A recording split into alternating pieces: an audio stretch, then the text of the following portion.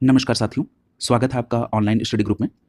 Current affairs से संबंधित चलाई जा रही विशेष श्रृंखला के अंतर्गत अक्टूबर 2023 से मई 2024 तक के महत्वपूर्ण करंट अफेयर्स को कवर कराया जा रहा है।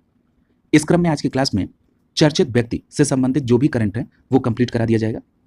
तो चलिए प्रारंभ करते हैं चर्चित व्यक्ति से संबंधित प्रश्नों की श्रृंखला को। और यहाँ पर सबसे पहला प्रश्न आपसे पूछा जा रहा है कि 2 अप्रैल 2024 को किसने पुर्तगाल के नए प्रधानमंत्री के रूप में पदभार ग्रहण किया। कहने का मतलब है कि आपसे पूछा जा रहा है कि पुर्तगाल के नए प्रधानमंत्री कौन बने हैं। तो याद रखेंगे लुइस मोंटेनेग्रो। पुर्तगाल के नए प्रधानमंत्री का नाम है लुइस मोंटेनेग्रो और इन्होंने किसका स्थान लिया है तो याद रखेंगे एंटोनियो कोस्टा का। क्लियर है। तो पुर्तगाल के नए प्रधानमंत्री लुइस मोंटेनेग्रो। अब देखिए यहाँ पर कुछ स्टैटिक पार्ट से भी जानकारी को आप इसी में सम्मिलित करते हुए चले। जैसे आप सभी को पता है कि पुर्तगाल यूरोप में है। पुर्तगाल की राजधानी क्या है तो याद रखेंगे पुर्तगाल की राजधानी है लिस्बन। क्लियर है। अगला देखिए, अगले प्रश्न में पूछा जा रहा है कि 3 अप्रैल 2024 को ओस्मोन सोनको किस देश के नए प्रधानमंत्री बने हैं। तो याद रखेंगे ओस्मोन सोनको सेनेगल के नए प्रधानमंत्री बने हैं। क्लियर है। तो याद रखेंगे सेनेगल के नए प्रधानमंत्री ओस्मोन सोनको। अगर हम बात कर लें सेनेगल की तो आप जानते हैं कि अफ्रीकी कंट्री है और सेनेगल की राजधानी क्या है तो याद रखेंगे सेनेगल की राजधानी है डाकर। क्लियर है। सेनेगल की राजधानी क्या है डाकर। अगला देखिए, अगले प्रश्न में पूछा जा रहा है कि अप्रैल 2024 में किसने वर्ष 2024-25 के लिए एसोचैम के नए अध्यक्ष के रूप में पदभार ग्रहण किया है। यानी 2024-25 के लिए एसोचैम के नए अध्यक्ष कौन बने हैं तो नाम याद रखेंगे संजय नायर।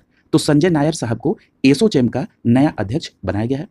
कई बार फुल फॉर्म भी पूछ लिया जाता है एसोचैम का। तो याद रखेंगे एसोचैम का फुल फॉर्म है the associated chamber of commerce and industry. The associated chamber of commerce and industry. Clear है।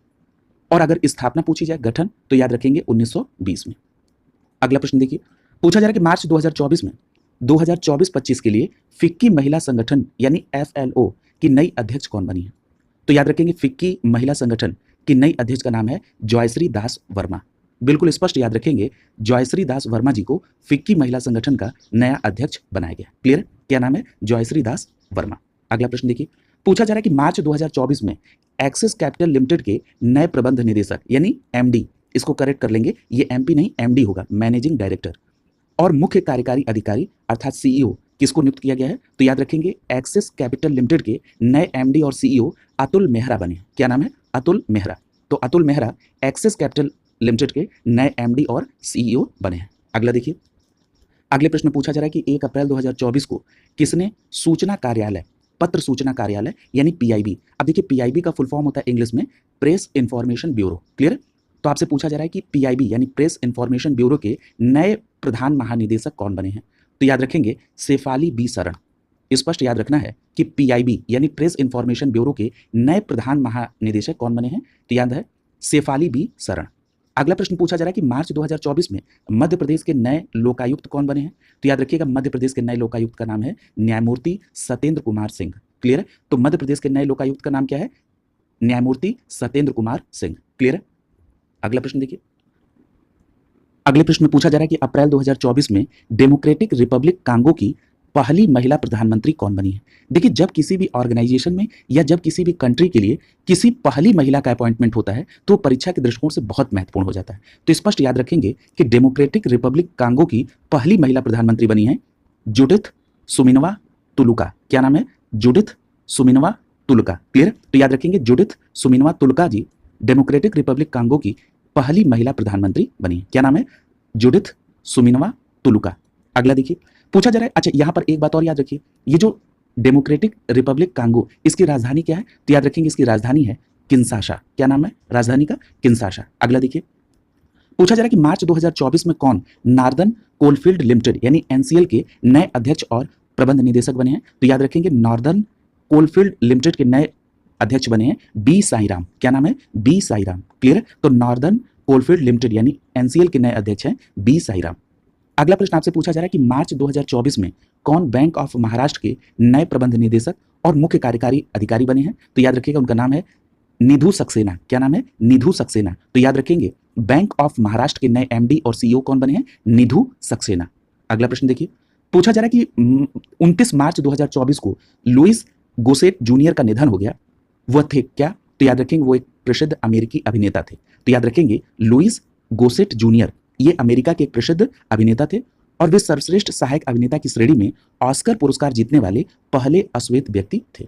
और इन्होंने 1982 में ऑस्कर पुरस्कार जीता था और सर्वश्रेष्ठ सहायक अभिनेता की कैटेगरी में इनको ऑस्कर पुरस्कार मिला था। और ये इस प्रकार का ऑस्कर पाने वाले पहले अश्वेत व्यक्ति थे। क्या नाम है? लुइस गोसेट जूनियर, और ये अमेरिका के अभिनेता थे। क्लियर है? अगला प्रश्न देखिए, पूछा जा रहा है कि 28 से 29 मार्च 2024 को किस देश के विदेश मंत्री दमित्री कुलेबा भारत की आधिकारिक यात्रा पर रहे? तो याद रखेंगे यूक्रेन के ये विदेश मंत्री हैं। तो याद रखेंगे यूक्रेन के जो विदेश मंत्री हैं उनका नाम है दमित्री कुलेबा, और ये 28 से 29 मार्च 2024 के बीच भारत की आधिकारिक यात्रा पर रहे। क्या नाम है? दमित्री कुलेबा, यूक्रेन के विदेश मंत्री। अब यहां पर एक बात और याद रखिए, यूक्रेन की राजधानी क्या है? तो यूक्रेन की राजधानी कीव है। क्लियर है? अगला प्रश्न देखिए, पूछा जा रहा है कि मार्च 2024 में कौन सेंटर फॉर पॉलिसी रिसर्च यानी सीपीआर के अध्यक्ष और सीईओ बने हैं? तो याद रखेंगे सेंटर फॉर पॉलिसी रिसर्च के नए अध्यक्ष बने हैं डॉक्टर श्रीनिवास चोक्काकुला। क्या नाम है? डॉक्टर श्रीनिवास चोक्काकुला। ये सेंटर फॉर पॉलिसी रिसर्च यानी सीपीआर के नए अध्यक्ष और सीईओ बने हैं। क्या नाम है? डॉक्टर श्रीनिवास चोक्काकुला। अगला प्रश्न देखिए, पूछा जा रहा है कि 26 मार्च 2024 को कौन केंद्र सरकार द्वारा राष्ट्रीय अन्वेषण अभिकरण यानी एनआईए, अब देखिए हिंदी में एनआईए का फुल फॉर्म होता है राष्ट्रीय अन्वेषण अभिकरण, इसको इंग्लिश में बोलते हैं नेशनल इन्वेस्टिगेशन एजेंसी, यानी जो नेशनल इन्वेस्टिगेशन एजेंसी है इसके नए महानिदेशक कौन बने हैं? तो ये बहुत महत्वपूर्ण प्रश्न हो जाएगा। और याद रखिएगा एनआईए यानी नेशनल इन्वेस्टिगेशन एजेंसी और गठन कब हुआ? 31 दिसंबर 2008 को, और इसका मुख्यालय कहाँ पर है? नई दिल्ली में।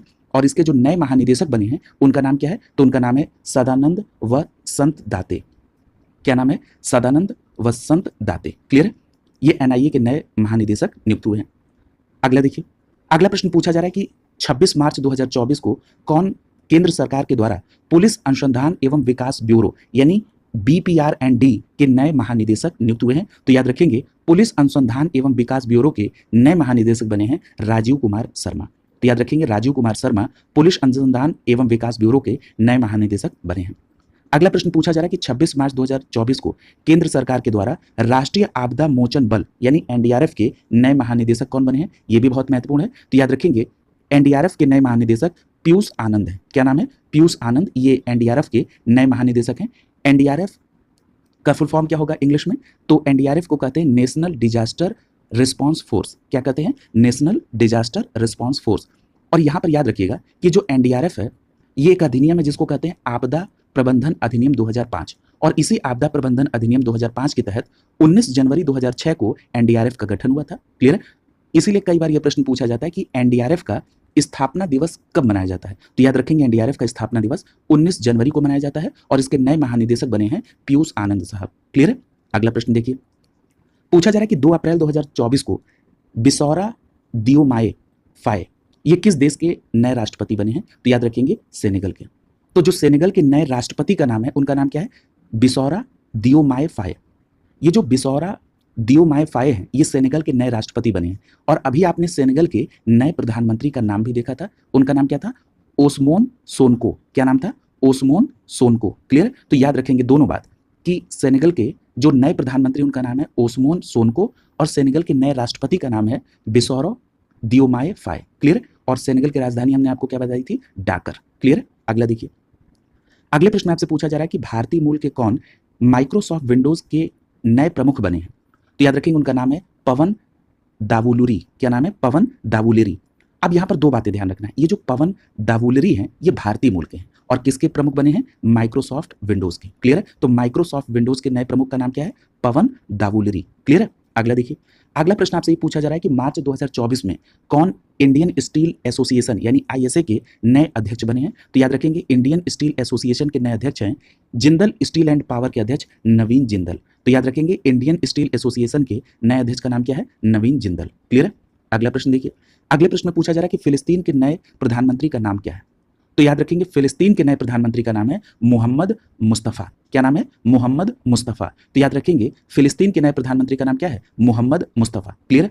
अगला प्रश्न देखिए, पूछा जा रहा है कि मार्च 2024 में कौन भारतीय निर्यात संगठन के संघ के नए अध्यक्ष बने हैं? यानी कहने का मतलब है कि FIEO के नए अध्यक्ष कौन बने हैं? भारतीय निर्यात संगठन के नए अध्यक्ष। तो याद रखेंगे इस नए अध्यक्ष बने हैं अश्विनी कुमार, यानी federation of Indian export organisation. Federation of Indian export organisation यानी भारतीय निर्यात संगठन के संघ के अध्यक्ष कौन बने हैं? तो याद रखेंगे अश्विनी कुमार। स्पष्ट तौर पर इनका नाम ध्यान में रखेंगे। अगला देखिए, अगला प्रश्न आपसे पूछा जा रहा है कि मार्च 2024 में 2023-24 के लिए इंडियन बैंक्स एसोसिएशन यानी आईबीए के नए अध्यक्ष कौन बने हैं? तो याद रखिएगा उनका नाम है एमवी राव। क्या नाम है? एमवी राव। तो याद रखेंगे इंडियन बैंक्स एसोसिएशन यानी आईबीए के नए अध्यक्ष का नाम क्या है? तो उनका नाम है एमवी राव। क्लियर है? और ये एमवी राव ये सेंट्रल बैंक ऑफ इंडिया के एमडी और सीईओ भी हैं। क्लियर है? तो अब एक लाइन में पूरी बात ध्यान रखिएगा कि सेंट्रल बैंक ऑफ इंडिया के एमडी और सीईओ जिनका नाम है एमवी राव, उनको इंडियन बैंक्स एसोसिएशन यानी आईबीए का चेयरपर्सन चुना गया है 2023-24 के लिए। क्लियर है? तो स्पष्ट याद रखेंगे क्या नाम है? एमवी राव। ये इंडियन बैंक्स एसोसिएशन के नए अध्यक्ष बने हैं। अगला प्रश्न देखिए, पूछा जा रहा है कि मार्च 2024 में किसे डिजिटल विकास के लिए नवाचार एवं उद्यमिता गठबंधन के तत्वाधान में गठित अंतर्राष्ट्रीय दूरसंचार संघ यानी आईटीयू के डिजिटल इनोवेशन बोर्ड के सह अध्यक्ष चुने गए हैं? तो याद रखेंगे उनका नाम है डॉक्टर नीरज मित्तल। तो यहां पर एक लाइन में याद रखिएगा कि अंतर्राष्ट्रीय दूरसंचार संघ के डिजिटल इनोवेशन बोर्ड के सह अध्यक्ष कौन बने हैं? डॉक्टर नीरज मित्तल। और ये जो डॉक्टर नीरज मित्तल साहब हैं ये भारत सरकार के दूरसंचार विभाग के सचिव हैं। क्लियर है? तो याद रखेंगे डॉक्टर नीरज मित्तल, नाम जरूर याद रखेंगे। डॉक्टर नीरज मित्तल साहब अंतर्राष्ट्रीय दूरसंचार संघ के डिजिटल इनोवेशन बोर्ड के सह अध्यक्ष बने हैं। क्लियर है? अगला देखिए, अगला प्रश्न पूछा जा रहा है कि मार्च 2024 में कौन माइक्रोसॉफ्ट एआई के नए मुख्य कार्यकारी अधिकारी नियुक्त हुए हैं? माइक्रोसॉफ्ट एआई के। तो याद रखेंगे माइक्रोसॉफ्ट एआई के नए सीईओ बने हैं मुस्तफा सुलेमान। क्या नाम है? मुस्तफा सुलेमान। और अभी आपने क्या पढ़ा था कि माइक्रोसॉफ्ट विंडोज के नए प्रमुख कौन बने हैं? तो याद रखेंगे पवन दावुलरी। क्लियर है? तो दोनों बातें याद रखेंगे। अगर आपसे पूछा जाएगा कि माइक्रोसॉफ्ट विंडोज के नए हेड, तो याद रखेंगे पवन दावुलरी। और अगर आपसे ये प्रश्न पूछ लिया जाए कि माइक्रोसॉफ्ट एआई के नए सीईओ कौन बने हैं, तो उनका नाम है मुस्तफा सुलेमान। क्लियर है? अगला देखिए, अगला प्रश्न आपसे पूछा जा रहा है कि मार्च 2024 में मिजोरम की पहली महिला विधानसभा अध्यक्ष कौन बनी है?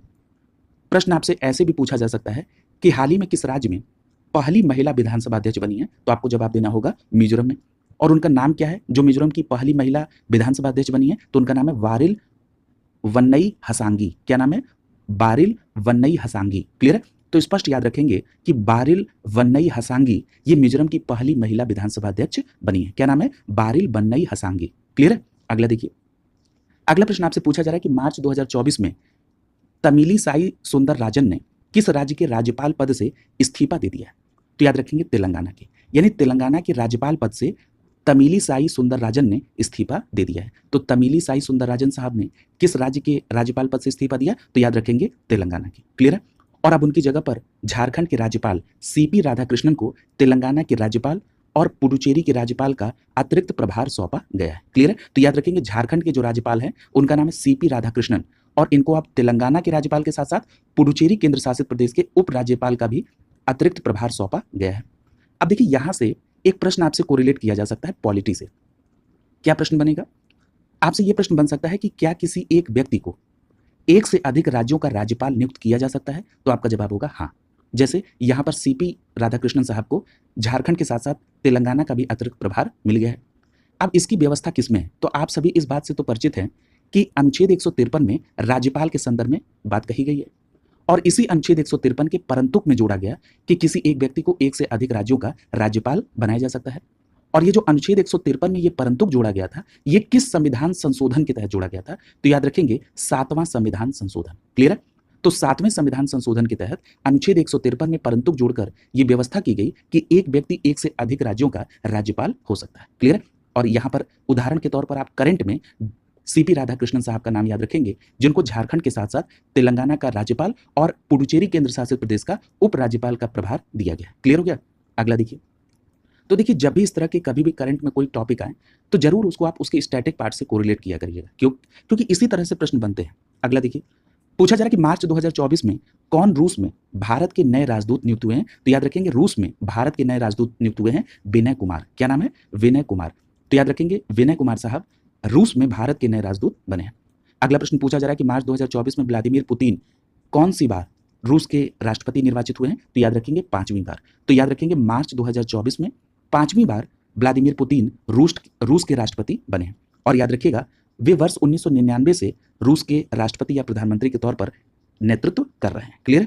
अगला देखिए, और यहाँ पर एक बात और याद रखिएगा कि व्लादिमीर पुतिन ने एक रिकॉर्ड भी तोड़ा है, किसका? जोसेफ स्टालिन का। उन्होंने जोसेफ स्टालिन को पीछे छोड़ते हुए रूस में सबसे अधिक दिनों तक राष्ट्रपति के रूप में कार्य करने का रिकॉर्ड बनाया। किसने? व्लादिमीर पुतिन ने। और ये 5वीं बार राष्ट्रपति के लिए निर्वाचित हुए हैं। और किसका रिकॉर्ड इन्होंने तोड़ा है? जोसेफ स्टालिन का। क्लियर है? अगला देखिए, अगला प्रश्न आपसे पूछा जा रहा है कि 16 मार्च 2024 को कौन भारतीय निर्वाचन आयोग की राष्ट्रीय दिव्यांगजन आइकन बनी है?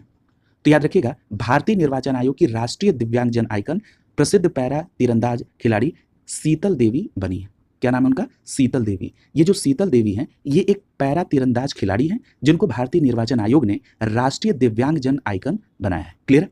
अब देखिए, भारतीय निर्वाचन आयोग का ब्रांड एम्बेसडर और कौन है? सचिन तेंदुलकर। आपने देखा होगा कि जब 18वीं लोकसभा का इलेक्शन हो रहा था तो उस समय आपको मतदान करने के लिए, उत्साहित करने के लिए, उसके लिए आपको सजेस्ट करने के लिए भारतीय निर्वाचन आयोग के ब्रांड एम्बेसडर सचिन तेंदुलकर साहब का फोन आ रहा था। क्लियर है? तो देखिए, दोनों बातें ध्यान रखिएगा। एक तो सचिन तेंदुलकर साहब को भी ध्यान रखेंगे और ये भी ध्यान रखेंगे कि अगर आपसे ये प्रश्न पूछ लिया जाए कि राष्ट्रीय दिव्यांगजन आइकन कौन था भारतीय निर्वाचन आयोग का, तो याद रखेंगे शीतल देवी। और ये किस खेल से हैं? तो ये पैरा तीरंदाज खिलाड़ी हैं।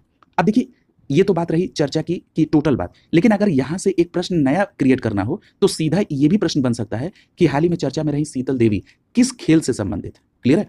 तो ये लिख देगा पैरा तीरंदाजी खिलाड़ी है। क्लियर है? तो देखिए, आपको बिल्कुल अपने आप को हर प्रश्न के लिए तैयार रखना है।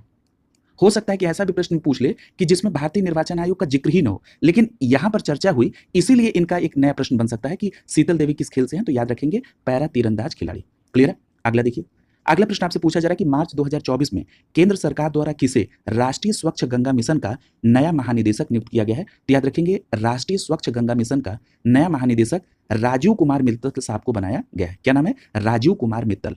तो याद रखेंगे, ये एक वरिष्ठ आईएएस अधिकारी हैं राजीव कुमार मित्तल साहब, और इनको राष्ट्रीय स्वच्छ गंगा मिशन का नया महानिदेशक बनाया गया है। क्या नाम है? राजीव कुमार मित्तल। अगला देखिए, अगले प्रश्न में पूछा जा रहा है कि मार्च 2024 में केंद्र सरकार द्वारा किसे केंद्रीय माध्यमिक शिक्षा बोर्ड यानी सीबीएसई का नया अध्यक्ष बनाया गया है? तो याद रखेंगे, सीबीएसई का नया अध्यक्ष बनाया गया है राहुल सिंह को। क्लियर है? केंद्रीय माध्यमिक शिक्षा बोर्ड के नए अध्यक्ष बने हैं सीबीएसई बोर्ड के नए अध्यक्ष कौन? राहुल सिंह। ये भी एक वरिष्ठ आईएएस अधिकारी है। अगला प्रश्न आपसे पूछा जा रहा है कि मार्च 2024 में कौन प्रसार भारती बोर्ड के नए अध्यक्ष बने? ये प्रश्न बहुत इंपॉर्टेंट है, क्योंकि जो प्रसार भारती के नए अध्यक्ष बने हैं उनका नाम है नवनीत सहगल, और ये सेवानिवृत्त आईएएस अधिकारी हैं, और उत्तर प्रदेश में, ये उत्तर प्रदेश कैडर के हैं, और उत्तर प्रदेश में ये काफ़ी पॉपुलर आईएएस अधिकारी रहे हैं। तो याद रखेंगे, प्रसार भारती बोर्ड के नए अध्यक्ष कौन है? नवनीत सहगल। अगला देखिए, पूछा जा रहा है कि 15 मार्च 2024 को किसने देश के नए चुनाव आयुक्त के रूप में पदभार ग्रहण किया है? तो याद रखेंगे, 15 मार्च 2024 को देश के नए चुनाव आयुक्त कौन बने? तो ज्ञानेश कुमार और डॉक्टर सुखवीर सिंह संधू। क्लियर है? ये बहुत इंपॉर्टेंट प्रश्न है, याद रखेंगे, ज्ञानेश कुमार और डॉक्टर सुखबीर सिंह संधू। अगला देखिए, अगला प्रश्न पूछा जा रहा है कि मार्च 2024 में उत्तर प्रदेश के नए मुख्य सूचना आयुक्त किसे नियुक्त किया गया है? तो याद रखेंगे, मार्च 2024 में उत्तर प्रदेश के नए मुख्य सूचना आयुक्त बने हैं आर.के. विश्वकर्मा साहब। उत्तर प्रदेश के नए मुख्य सूचना आयुक्त कौन बने हैं? आर.के. विश्वकर्मा। और ये जो आर.के. विश्वकर्मा साहब हैं, ये डीजीपी रह चुके हैं। क्लियर है? उत्तर प्रदेश के पूर्व कार्यवाहक पुलिस महानिदेशक रह चुके हैं। क्लियर है? क्या नाम है? आर.के. विश्वकर्मा। और अब इनको उत्तर प्रदेश का नया मुख्य सूचना आयुक्त बनाया गया है मार्च 2024 में। अगला देखिए, पूछा जा रहा है कि 12 मार्च 2024 को बिहार के किस प्रसिद्ध 52 बूटी कलाकार का निधन हुआ है? तो याद रखेंगे, उनका नाम है कपिल देव प्रसाद। क्या नाम है? कपिल देव प्रसाद। तो याद रखेंगे, बिहार के प्रसिद्ध 52 बूटी कलाकार कपिल देव प्रसाद जी का निधन हुआ 12 मार्च 2024 को। क्या नाम है? कपिल देव प्रसाद। अगला प्रश्न पूछा जा रहा है कि 12 मार्च 2024 को किसने हरियाणा के नए मुख्यमंत्री के रूप में शपथ ग्रहण किया है? तो याद रखिएगा, हरियाणा के नए मुख्यमंत्री बने हैं नायब सिंह सैनी। क्या नाम है? नायब सिंह सैनी। ये हरियाणा के नए मुख्यमंत्री बने हैं। अगला प्रश्न पूछा जा रहा है कि 11 मार्च 2024 को किसने राष्ट्रीय अनुसूचित जाति आयोग यानी एनसीएससी के नए अध्यक्ष के रूप में किसने पदभार ग्रहण किया है? तो याद रखेंगे, राष्ट्रीय अनुसूचित जाति आयोग के जो नए अध्यक्ष हैं उनका नाम है किशोर मकवाना। क्या नाम है? किशोर मकवाना। तो याद रखेंगे, राष्ट्रीय अनुसूचित जाति आयोग के नए अध्यक्ष कौन है? किशोर मकवाना। बहुत इंपॉर्टेंट है ये। और इनका कार्यकाल कितने वर्ष का रहेगा? 3 वर्ष का। और किशोर मकवाना ने किसका स्थान लिया है? तो विजय सांपला का। किसका स्थान लिया है? विजय सांपला का। तो याद रखेंगे, विजय सांपला की जगह पर अब राष्ट्रीय अनुसूचित जाति आयोग के नए अध्यक्ष होंगे किशोर मकवाना। यानी एससी आयोग की बात हो रही है, राष्ट्रीय अनुसूचित जाति आयोग की बात हो रही है, इसके नए अध्यक्ष हैं किशोर मकवाना। अच्छा, यहां से अगर मैं स्टैटिक पार्ट से एक प्रश्न पूछ लूं आपसे कि किस अनुच्छेद में राष्ट्रीय अनुसूचित जाति आयोग का जिक्र है? तो तो आपका जवाब क्या होगा? अनुच्छेद 338 में। किस में है? अनुच्छेद 338 में। याद रखिएगा अनुच्छेद 338 में कहा गया कि जो राष्ट्रीय अनुसूचित जाति आयोग होगा उसमें इसके एक अध्यक्ष होंगे, एक उपाध्यक्ष होंगे और 3 सदस्य होंगे। क्लियर है? एक अध्यक्ष, एक उपाध्यक्ष और 3 सदस्य होंगे और इनकी नियुक्ति राष्ट्रपति के द्वारा की जाएगी। क्लियर है?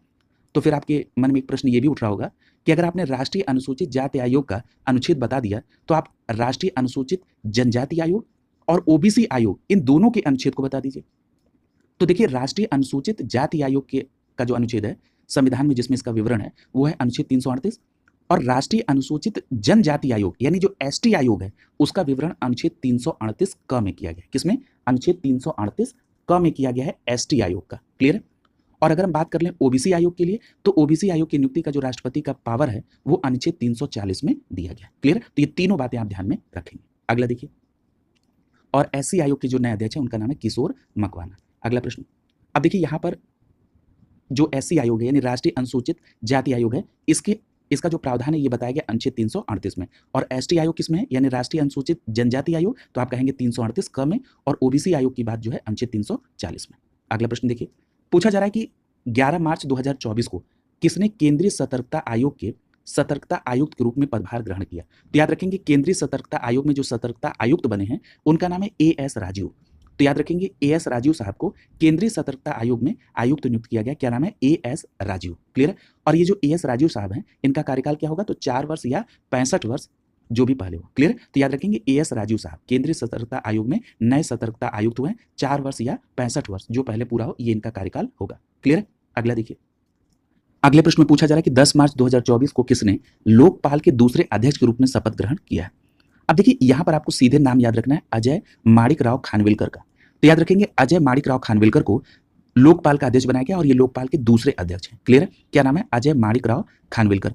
अब इनके बैकग्राउंड को देखिए, इनका बैकग्राउंड क्या है कि ये उच्चतम न्यायालय के पूर्व न्यायाधीश रह चुके हैं। क्लियर है? तो उच्चतम न्यायालय के पूर्व न्यायाधीश रह चुके हैं न्यायमूर्ति अजय माणिक राव खानविलकर जो कि लोकपाल के दूसरे अध्यक्ष बने। क्लियर है?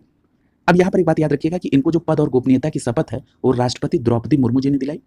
और इन्होंने किसका स्थान लिया है? तो इन्होंने न्यायमूर्ति पिनाकी चंद्र घोष साहब का स्थान लिया है। तो पिनाकी चंद्र घोष की जगह पर लोकपाल के दूसरे अध्यक्ष बने हैं न्यायमूर्ति अजय माणिक राव खानविलकर। क्लियर है?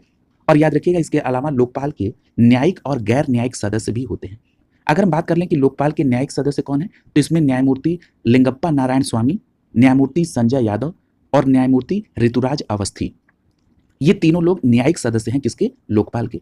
क्या नाम है? लिंगप्पा नारायण स्वामी, संजय यादव और ऋतुराज अवस्थी। और अगर हम बात कर लें लोकपाल के गैर न्यायिक सदस्य की तो उसमें पहला नाम है सुशील चंद्र का, दूसरा नाम है पंकज कुमार का और तीसरा नाम है अजय तिर्की का। क्लियर है? तो सुशील चंद्र, पंकज कुमार और अजय तिर्की ये लोकपाल के गैर न्यायिक सदस्य थे। क्लियर है? अगला देखिए, अगला प्रश्न आपसे पूछा जा रहा है कि 10 मार्च 2024 को किसने पाकिस्तान के 14वें राष्ट्रपति के रूप में शपथ ग्रहण किया?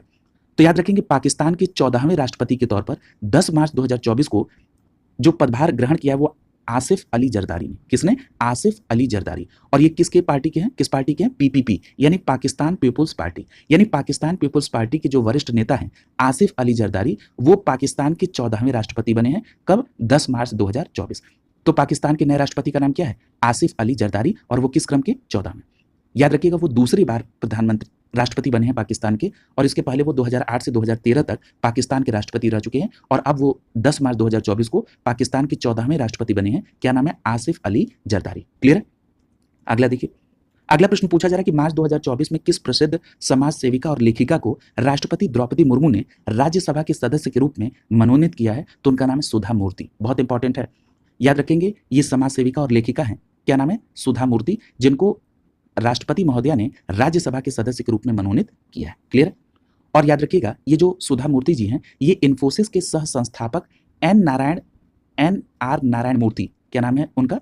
एन आर नारायण मूर्ति जो कि इन्फोसिस के सह संस्थापक हैं, इनकी ये पत्नी है। क्या नाम है? सुधा मूर्ति, जो कि राज्यसभा के लिए मनोनीत हुई है। क्लियर? और याद रखिएगा इनको राष्ट्रपति महोदया ने भारतीय संविधान में जो अनुच्छेद 80(1) है इस 80(1) और 80(3) के तहत इनको मनोनीत किया है। किसको? सुधा मूर्ति जी को। और आपको पता है कि आपके भारतीय संविधान में जो अनुच्छेद 80 है वो राज्यसभा की संरचना से संबंधित है। क्लियर? तो ये बात भी आप ध्यान में रखेंगे। और आपको पता है कि इसके तहत राष्ट्रपति 12 सदस्यों को राज्यसभा में मनोनीत कर सकती हैं और ये जो 12 सदस्य होंगे वो साहित्य, विज्ञान, कला एवं समाज सेवा क्षेत्र से संबंधित होंगे। साहित्य, विज्ञान, कला और समाज सेवा के क्षेत्र से 12 लोगों को राज्यसभा के लिए मनोनीत कर सकती हैं राष्ट्रपति। क्लियर। और ये पावर अनुच्छेद 80(1) और 80(3) में दिया गया है। क्लियर। और अनुच्छेद 80 जो है ये राज्यसभा की संरचना से संबंधित है। क्लियर हो गया। अगला देखिए, अगला प्रश्न पूछा जा रहा है कि 7 मार्च 2024 को उत्तर प्रदेश के नए राज्य निर्वाचन आयुक्त कौन नियुक्त हुए हैं? तो याद रखेंगे 7 मार्च 2024 को जो उत्तर प्रदेश के नए राज्य निर्वाचन आयुक्त हुए हैं उनका नाम है राज प्रताप सिंह। क्या नाम है? राज प्रताप सिंह। तो याद रखेंगे उत्तर प्रदेश के नए राज्य निर्वाचन आयुक्त हैं राज प्रताप सिंह। अच्छा, ये 7 मार्च को उत्तर प्रदेश के नए राज्य निर्वाचन आयुक्त बने हैं राज प्रताप सिंह। तो अभी आपने देश के 2 नए चुनाव आयुक्त का नाम पढ़ा है, आपको याद है? निश्चित रूप से आपको याद होगा कि जो देश के नए चुनाव आयुक्त बने हैं उसमें एक नाम है ज्ञानेश कुमार का और दूसरा नाम है डॉक्टर सुखबीर सिंह संधू का। और उत्तर प्रदेश के जो राज्य निर्वाचन आयुक्त बने हैं उनका नाम है राज प्रताप सिंह। क्लियर। अगला प्रश्न देखिए, पूछा जा रहा है कि 4 मार्च 2024 को पाकिस्तान के नए प्रधानमंत्री कौन बने हैं? अभी आपने पाकिस्तान के नए राष्ट्रपति को देखा था, 14वें राष्ट्रपति, उनका नाम क्या था? आसिफ अली जरदारी। और यहाँ पर पाकिस्तान के नए प्रधानमंत्री कौन बने हैं? शहबाज शरीफ। और ये भी दूसरी बार पाकिस्तान के प्रधानमंत्री बने हैं शहबाज शरीफ। और इसके पहले वो 2022 से 2023 तक के लिए प्रधानमंत्री रह चुके हैं शहबाज शरीफ। यानी कहने का मतलब है कि पाकिस्तान के वर्तमान समय में प्रधानमंत्री का नाम है शहबाज शरीफ और पाकिस्तान के नए राष्ट्रपति का नाम है, क्या नाम है? आसिफ अली जरदारी। और पाकिस्तान की राजधानी क्या है? इस्लामाबाद। क्लियर। आगे देखिए, अगला प्रश्न में पूछा जा रहा है कि मार्च 2024 में केंद्र सरकार द्वारा किसे राष्ट्रीय सुरक्षा गार्ड यानी एनएसजी का महानिदेशक बनाया गया है और ये इनको अतिरिक्त प्रभार दिया गया है? तो याद रखेंगे एसएसबी के महानिदेशक है जिनका नाम है दलजीत सिंह चौधरी साहब। यानी ये एसएसबी के महानिदेशक तो हैं, अब इनको एक अतिरिक्त प्रभार दिया गया है एनएसजी के महानिदेशक का भी। क्लियर है। एनएसजी के महानिदेशक भी होंगे और एसएसबी के भी महानिदेशक होंगे। क्या नाम है? दलजीत सिंह चौधरी। क्या नाम है? दलजीत सिंह चौधरी। स्पष्ट है। आगे देखिए, अगला प्रश्न पूछा जा रहा है कि 9 मार्च 2024 को किसने भारत निर्वाचन आयोग के चुनाव आयुक्त के पद से इस्तीफा दिया? ये प्रश्न आने की प्रबल संभावना है।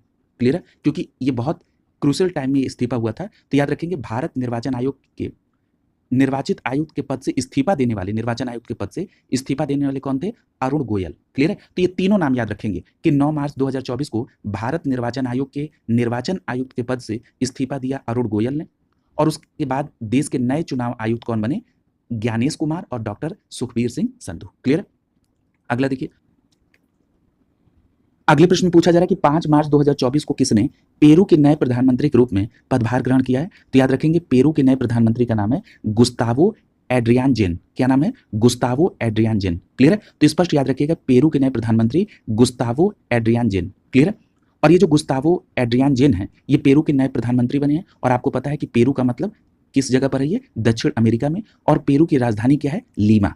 पेरू की राजधानी क्या है? लीमा। अगला देखिए, अगला प्रश्न पूछा जा रहा है कि 5 मार्च 2024 को किसने हंगरी के नए राष्ट्रपति के रूप में पदभार ग्रहण किया है? तो याद रखेंगे हंगरी के नए राष्ट्रपति बने हैं टॉमस सुलियोक। क्या नाम है? टॉमस सुलियोक। तो याद रखेंगे हंगरी के नए राष्ट्रपति कौन है? टॉमस सुलियोक। क्लियर। और हंगरी ये यूरोप में, और हंगरी की राजधानी बहुत पूछी जाती है। याद रखिएगा हंगरी की राजधानी क्या है? बुडापेस्ट। क्या नाम है? बुडापेस्ट। तो याद रखेंगे हंगरी बहुत पूछा जाता है राजधानी बुडापेस्ट। अगला देखिए, अगला प्रश्न पूछा जा रहा है कि मार्च 2024 में अमेरिका ने किस अफगानी महिला को US international women of courage award 2024 से सम्मानित किया है? तो याद रखिएगा अमेरिका ने जिस अफगानी महिला को US international women of courage award 2024 दिया है उनका नाम है बेनाफ्शा याकूबी। क्या नाम है? बेनाफ्शा याकूबी। स्पष्ट याद रखिएगा कि जो बेनाफ्शा याकूबी जी हैं ये अफगानी महिला है, पहली बात। और इनको अमेरिका में US international women of courage award 2024 मिला है। क्या नाम है? बेनाफ्शा याकूबी। बेनाफ्शा याकूबी। क्लियर। अगला देखिए, अगले प्रश्न में पूछा जा रहा है कि मार्च 2024 में वर्ल्ड गोल्ड काउंसिल यानी WGC के द्वारा भारत के लिए मुख्य कार्यकारी अधिकारी यानी CEO किसको नियुक्त किया गया है? तो याद रखिएगा उनका नाम है सचिन जैन। क्लियर। तो एक लाइन में याद रखिएगा कि वर्ल्ड गोल्ड काउंसिल के द्वारा भारत के लिए जो CEO नियुक्त हुए उनका नाम क्या है? सचिन जैन। क्या नाम है? सचिन जैन। क्लियर। तो Sachin Jain CEO world gold council यानी WCG। क्या नाम है? सचिन जैन। अगला प्रश्न देखिए, पूछा जा रहा है कि 1 मार्च 2024 को फिनलैंड के नए राष्ट्रपति के तौर पर किसने पदभार ग्रहण किया है? तो याद रखेंगे फिनलैंड के नए राष्ट्रपति बने हैं अलेक्जेंडर स्टब। क्या नाम है? Alexander Stubb. क्लियर। तो अलेक्जेंडर स्टब कहाँ के राष्ट्रपति? तो याद रखेंगे फिनलैंड के। और फिनलैंड की बात कर लें तो इसकी भी राजधानी बहुत इंपॉर्टेंट है, बहुत पूछी जाती है। जैसे अभी आपने हंगरी की राजधानी बुडापेस्ट देखी थी, उसी तरह याद रखिएगा ये फिनलैंड भी यूरोप में, और इसकी राजधानी क्या है? हेलसिंकी। क्या राजधानी है? हेलसिंकी। फिनलैंड की राजधानी क्या है? हेलसिंकी। क्लियर। अगला देखिए, और यहाँ के नए राष्ट्रपति कौन बने? Alexander Stubb. अगला देखिए, अगले प्रश्न में पूछा जा रहा है कि 1 मार्च 2024 को वरिष्ठ कांग्रेसी नेता और उत्तराखंड, मिजोरम और उत्तर प्रदेश के राज्यपाल रह चुके हैं, उनका निधन हो गया। तो उनका नाम क्या है? तो डॉक्टर अजीज कुरैशी। तो याद रखिएगा 1 मार्च 2024 को जो डॉक्टर अजीज कुरैशी का निधन हुआ, ये कांग्रेस के एक वरिष्ठ नेता थे और साथ ही साथ उत्तराखंड, मिजोरम और उत्तर प्रदेश के ये राज्यपाल भी रह चुके हैं। क्या नाम है? डॉक्टर अजीज कुरैशी। अगला प्रश्न पूछ रहा है कि फरवरी 2024 में किसने पेटीएम पेमेंट्स बैंक लिमिटेड के अंशकालिक गैर कार्यकारी अध्यक्ष के पद से इस्तीफा दे दिया है? तो याद रखिएगा उनका नाम है विजय शेखर शर्मा। क्लियर है? तो याद रखेंगे विजय शेखर शर्मा ने पेटीएम पेमेंट्स बैंक के अंशकालिक गैर कार्यकारी अध्यक्ष के पद से इस्तीफा दे दिया। क्या नाम है? विजय शेखर शर्मा। अगला देखिए, अगले प्रश्न में पूछा जा रहा है कि 26 फरवरी 2024 को पाकिस्तान के पंजाब प्रांत की पहली महिला मुख्यमंत्री कौन बनी है? तो देखिए पाकिस्तान के पंजाब प्रांत की पहली महिला मुख्यमंत्री कौन बनी है? मरियम नवाज। बहुत इंपॉर्टेंट है, याद रखिएगा।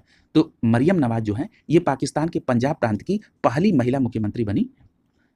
अगला प्रश्न पूछा जा रहा है कि 20 फरवरी 2024 को किस प्रसिद्ध रेडियो प्रस्तोता का निधन हो गया है? तो याद रखिएगा उनका नाम है अमीन सयानी। क्लियर है? तो याद रखेंगे जो अमीन सयानी, इनका संबंध क्या है? तो ये रेडियो प्रस्तोता थे, इनका निधन हुआ अमीन सयानी। अगला देखिए, अगले प्रश्न में पूछा जा रहा है कि फरवरी 2024 में कौन अजरबैजान के राष्ट्रपति के तौर पर पुनः निर्वाचित हुए हैं? तो याद रखिएगा अजरबैजान के राष्ट्रपति के तौर पर जो पुनः निर्वाचित हुए उनका नाम है इल्हाम अलीयेव। क्या नाम है? Ilham Aliyev. तो याद रखेंगे इल्हाम अलीयेव ये अजरबैजान के फिर से राष्ट्रपति बन गए हैं। और अजरबैजान की बात कर लें तो ये यूरोप से संबंधित है और अजरबैजान की जो राजधानी है वो क्या है? बाकू।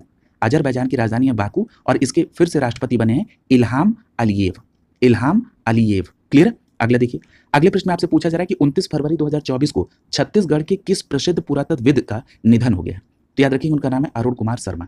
तो याद रखिएगा अरुण कुमार शर्मा साहब ये छत्तीसगढ़ से संबंधित है और ये एक प्रसिद्ध पुरातत्वविद हैं जिनका निधन हो गया। वे उस टीम के वरिष्ठ सदस्य थे जिसने इलाहाबाद उच्च न्यायालय के आदेश पर राम जन्मभूमि अयोध्या स्थल की खुदाई की थी और ये रिपोर्ट प्रस्तुत की थी कि मस्जिद के निर्माण हेतु एक मंदिर को ध्वस्त किया गया था। क्लियर? तो याद रखेंगे उनका नाम क्या? अरुण कुमार शर्मा और ये छत्तीसगढ़ के प्रसिद्ध पुरातत्वविद थे। अगला देखिए, और इनको 2017 में पद्मश्री भी मिला था। किसको? अरुण कुमार शर्मा को पद्मश्री। अगला देखिए, पूछा जा रहा है कि फरवरी 2024 में ब्रिटेन की राजशाही की ओर से मानद नाइटहुड सम्मान यानी knight commander of the most excellent order of the British empire से सम्मानित किया गया। किसको? तो याद रखेंगे उनका नाम है सुनील भारती मित्तल। क्या नाम है? सुनील भारती मित्तल। तो स्पष्ट तौर पर याद रखेंगे कि ब्रिटेन की राजशाही की ओर से मानद नाइटहुड सम्मान जिसको क्या कहते हैं? Knight commander of the most excellent order of the British empire. तो वो कौन है सम्मानित जो हुए? सुनील भारती मित्तल। और सुनील भारती मित्तल के बारे में आप जानते हैं कि भारतीय इंटरप्राइजेस के संस्थापक और अध्यक्ष हैं। कौन? सुनील भारती मित्तल। क्लियर? अगला देखिए, अगला प्रश्न पूछा जा रहा है कि 2024 में किस देश के पूर्व प्रधानमंत्री रहे ब्रायन मार्लोनी? क्या नाम है? ब्रायन मार्लोनी। इनका निधन हो गया। तो याद रखेंगे ये कनाडा के पूर्व प्रधानमंत्री थे ब्रायन मार्लोनी जिनका निधन हुआ है। अगला देखिए, अगला प्रश्न पूछा जा रहा है कि फरवरी 2024 में भारतीय मूल के किस इंजीनियर को अमेरिका में एडिथ और पीटर ओ डॉनेल अवार्ड से सम्मानित किया गया है? तो उनका नाम है अशोक वीर राघवन। क्या नाम है? अशोक वीर राघवन। तो एक लाइन में याद रखेंगे कि जो प्रोफेसर अशोक वीर राघवन थे ये भारतीय मूल के इंजीनियर थे और इनको अमेरिका में एडिथ और पीटर ओ डॉनेल अवार्ड से सम्मानित किया गया। क्लियर? एडिथ एंड पीटर ओ डॉनेल सम्मान से सम्मानित किया गया प्रोफेसर अशोक वीर राघवन को। क्लियर? अगला देखिए, अगला प्रश्न पूछा जा रहा है कि 21 फरवरी 2024 को किस प्रसिद्ध न्यायविद का निधन हो गया? तो याद रखेंगे उनका नाम है फली नरीमन। क्या नाम है? फली नरीमन। तो याद रखेंगे फली नरीमन ये प्रसिद्ध न्यायविद हैं, इनका निधन हो गया फली नरीमन का। और याद रखिएगा ये जो फली नरीमन है जो प्रसिद्ध न्यायविद हैं ये 1972 से 1975 तक additional solicitor general of India भी रह चुके हैं। Additional solicitor general of India भी रह चुके हैं। क्या नाम है? फली नरीमन और इनका निधन हो गया है। और ये जो फली नरीमन साहब हैं ये 1999 से 2005 तक राज्यसभा के सदस्य भी रहे। क्या नाम है? फली नरीमन। और 1991 में पद्म भूषण और 2007 में पद्म विभूषण से भी सम्मानित हुए फली नरीमन। ठीक है? अगला देखिए, अगला प्रश्न आपसे पूछा जा रहा है कि 20 फरवरी 2024 को किसे फ्रांस के सर्वोच्च नागरिक सम्मान जिसका नाम है knight of the legion of honour से सम्मानित किया गया? तो याद रखेंगे वरिष्ठ कांग्रेसी नेता हैं जिनका नाम है शशि थरूर। क्लियर है? तो स्पष्ट याद रखेंगे, बहुत इंपॉर्टेंट प्रश्न है कि शशि थरूर साहब को फ्रांस के सर्वोच्च नागरिक सम्मान knight of the legion of honour से सम्मानित किया गया। क्लियर? अगला प्रश्न देखिए, पूछा जा रहा है कि 26 फरवरी 2024 को किस प्रसिद्ध भारतीय गजल एवं पार्श्व गायक का निधन हो गया? तो याद रखेंगे पंकज उदास साहब का। तो पंकज उदास साहब का निधन हो गया 26 फरवरी 2024 को, और ये भारत के प्रसिद्ध गजल और पार्श्व गायक थे। और चिट्ठी आई है जैसे मशहूर गीत गाने वाले पंकज उदास को 2006 में पद्मश्री से भी सम्मानित किया गया था। क्लियर है? अगला देखिए, अगले प्रश्न में पूछा जा रहा है कि फरवरी 2024 में अंतर्राष्ट्रीय न्यायालय यानी ICJ international court of justice के नए अध्यक्ष कौन बने हैं? तो याद रखेंगे अंतर्राष्ट्रीय न्यायालय के नए अध्यक्ष बने हैं लेबनान के जज नवाफ सलाम। तो पहली बात तो ये नाम बिल्कुल स्पष्ट याद रख लीजिए, बहुत इंपॉर्टेंट प्रश्न है ये। अंतर्राष्ट्रीय न्यायालय के नए अध्यक्ष कौन बने हैं? नवाफ सलाम। और जो दूसरा पूछे जाने की संभावना बहुत महत्वपूर्ण है इसमें, कि आपसे ये प्रश्न पूछा जा सकता है कि हाल ही में अंतर्राष्ट्रीय न्यायालय के अध्यक्ष बने नवाफ सलाम का संबंध किस जगह से है? तो याद रखेंगे ये लेबनान के जज थे। क्लियर है? तो लेबनान के जज नवाफ सलाम को अंतर्राष्ट्रीय न्यायालय यानी इंटरनेशनल कोर्ट ऑफ जस्टिस के नए अध्यक्ष बने हैं नवाफ सलाम। और कहाँ के हैं? लेबनान के। अब ये प्रश्न उठता है कि इन्होंने किसका स्थान लिया है? तो याद रखेंगे एक अमेरिकी जज थे जिनका नाम है जोआन डोनोग्यू। ये अंतर्राष्ट्रीय न्यायालय के अध्यक्ष थे। क्या नाम था? Joan Donoghue. और इनकी जगह पर अब लेबनान के जज नवाफ सलाम को आईसीजे का अध्यक्ष बनाया गया। और कार्यकाल कितने वर्ष का होगा? 3 वर्ष का। अगला प्रश्न पूछा जा रहा है कि बिहार विधानसभा के अध्यक्ष, तो याद रखेंगे बिहार विधानसभा के अध्यक्ष बने हैं नंद किशोर यादव। क्या नाम है? नंद किशोर यादव। अगला प्रश्न पूछा जा रहा है कि फरवरी 2024 में कौन 2024-25 के लिए institute of charter accounts of India यानी आईसीएआई के नए अध्यक्ष बने हैं? तो याद रखिएगा institute of chartered accountant of India यानी आईसीएआई के अध्यक्ष बने हैं रणजीत कुमार अग्रवाल। ये भी इंपॉर्टेंट है, तो याद रखेंगे institute of chartered accountants of India के नए अध्यक्ष बने हैं रणजीत कुमार अग्रवाल। अगला प्रश्न पूछा जा रहा है कि 14 फरवरी 2024 को किसने आईआरसीटीसी के अध्यक्ष और प्रबंध निदेशक के तौर पर पदभार ग्रहण किया है? तो उनका नाम है संजय कुमार जैन। तो याद रखेंगे संजय कुमार जैन साहब को आईआरसीटीसी के नए अध्यक्ष और प्रबंध निदेशक के तौर पर चुना गया है। अब ये आईआरसीटीसी क्या है? तो ये Indian railway catering and tourism corporation limited है, यानी ये रेलवे के अंतर्गत एक कॉर्पोरेशन है। उसी के नए अध्यक्ष और प्रबंध निदेशक बने हैं संजय कुमार जैन। तो संजय कुमार जैन साहब को आप किससे कोरिलेट करेंगे? आईआरसीटीसी। क्लियर है? अगला प्रश्न देखिए, पूछा जा रहा है कि फरवरी 2024 में कौन विश्व बैंक की वैश्विक पर्यावरण सुविधा यानी जीईएफ के स्वतंत्र मूल्यांकन कार्यालय का निदेशक नामित हुआ है? तो उनका नाम है गीता बत्रा। क्या नाम है? गीता बत्रा। ये एक प्रसिद्ध अर्थशास्त्री हैं गीता बत्रा, और गीता बत्रा जी को विश्व बैंक की वैश्विक पर्यावरण सुविधा के स्वतंत्र मूल्यांकन कार्यालय के निदेशक के तौर पर चुना गया। क्या नाम है? गीता बत्रा। और वो इस भूमिका को संभालने वाली किसी विकासशील देश की पहली महिला बनी है। अब ये इस प्रश्न को और महत्वपूर्ण बना देता है कि किसी भी विकासशील देश की पहली महिला है गीता बत्रा, जो कि एक प्रसिद्ध अर्थशास्त्री हैं, और इनको विश्व बैंक की वैश्विक पर्यावरण सुविधा यानी जीईएफ के स्वतंत्र मूल्यांकन कार्यालय के निदेशक के तौर पर नामित किया गया है गीता बत्रा जी को। क्लियर? अगला देखिए, पूछा जा रहा है कि 23 फरवरी 2024 को महाराष्ट्र के किस पूर्व मुख्यमंत्री का निधन हो गया? तो याद रखेंगे मनोहर जोशी। तो ध्यान रखिएगा जो मनोहर जोशी जी का डेथ हुआ है, ये महाराष्ट्र के पूर्व मुख्यमंत्री थे, और ये 1995 से 99 तक महाराष्ट्र के मुख्यमंत्री रहे, और उसके बाद 2002 से 2004 तक ये लोकसभा के अध्यक्ष भी रहे। ये भी बहुत महत्वपूर्ण है। जो मनोहर जोशी साहब थे, ये 1995 से 99 तक महाराष्ट्र के मुख्यमंत्री, और 2002 से 2004 तक ये लोकसभा अध्यक्ष भी रहे। कौन? मनोहर जोशी। अगला प्रश्न पूछा जा रहा है कि फरवरी 2024 में कौन बोइंग डिफेंस इंडिया यानी बीडीआई के प्रबंध निदेशक नियुक्त रहे? तो याद रखेंगे उनका नाम है निखिल जोशी। तो याद रखेंगे बोइंग डिफेंस इंडिया यानी बीडीआई के नए एमडी निखिल जोशी। बीडीआई के नए एमडी निखिल जोशी, और बीडीआई का मतलब बोइंग डिफेंस इंडिया। अगला प्रश्न आपसे पूछा जा रहा है कि 19 फरवरी 2024 को किसने भारतीय थल सेना के उप प्रमुख के रूप में पदभार ग्रहण किया है? तो याद रखेंगे उनका नाम है लेफ्टिनेंट जनरल उपेंद्र द्विवेदी। तो याद रखेंगे लेफ्टिनेंट जनरल उपेंद्र द्विवेदी साहब को भारतीय थल सेना का उप प्रमुख बनाया गया है। क्या नाम है? उपेंद्र द्विवेदी। अगला देखिए, पूछा जा रहा है कि 11 फरवरी 2024 को हिंदी और मैथिली की किस प्रसिद्ध साहित्यकार का निधन हो गया? तो याद रखेंगे उनका नाम है ऊषा किरण खान। क्या नाम है? ऊषा किरण खान। तो याद रखेंगे ऊषा किरण खान जी का संबंध हिंदी और मैथिली साहित्य से था, और उनका 11 फरवरी 2024 को निधन हो गया। क्लियर है? ऊषा किरण खान ये एक प्रसिद्ध साहित्यकार थी, और इनका संबंध किससे था? हिंदी और मैथिली से। क्या नाम है? ऊषा किरण खान। अगला प्रश्न आपसे पूछा जा रहा है कि 6 फरवरी 2024 को कजाकिस्तान के प्रधानमंत्री के तौर पर किसने पदभार ग्रहण किया? तो कजाकिस्तान के नए प्रधानमंत्री का नाम है ओल्जास बेक्टेनोव। क्या नाम है? ओल्जास बेक्टेनोव।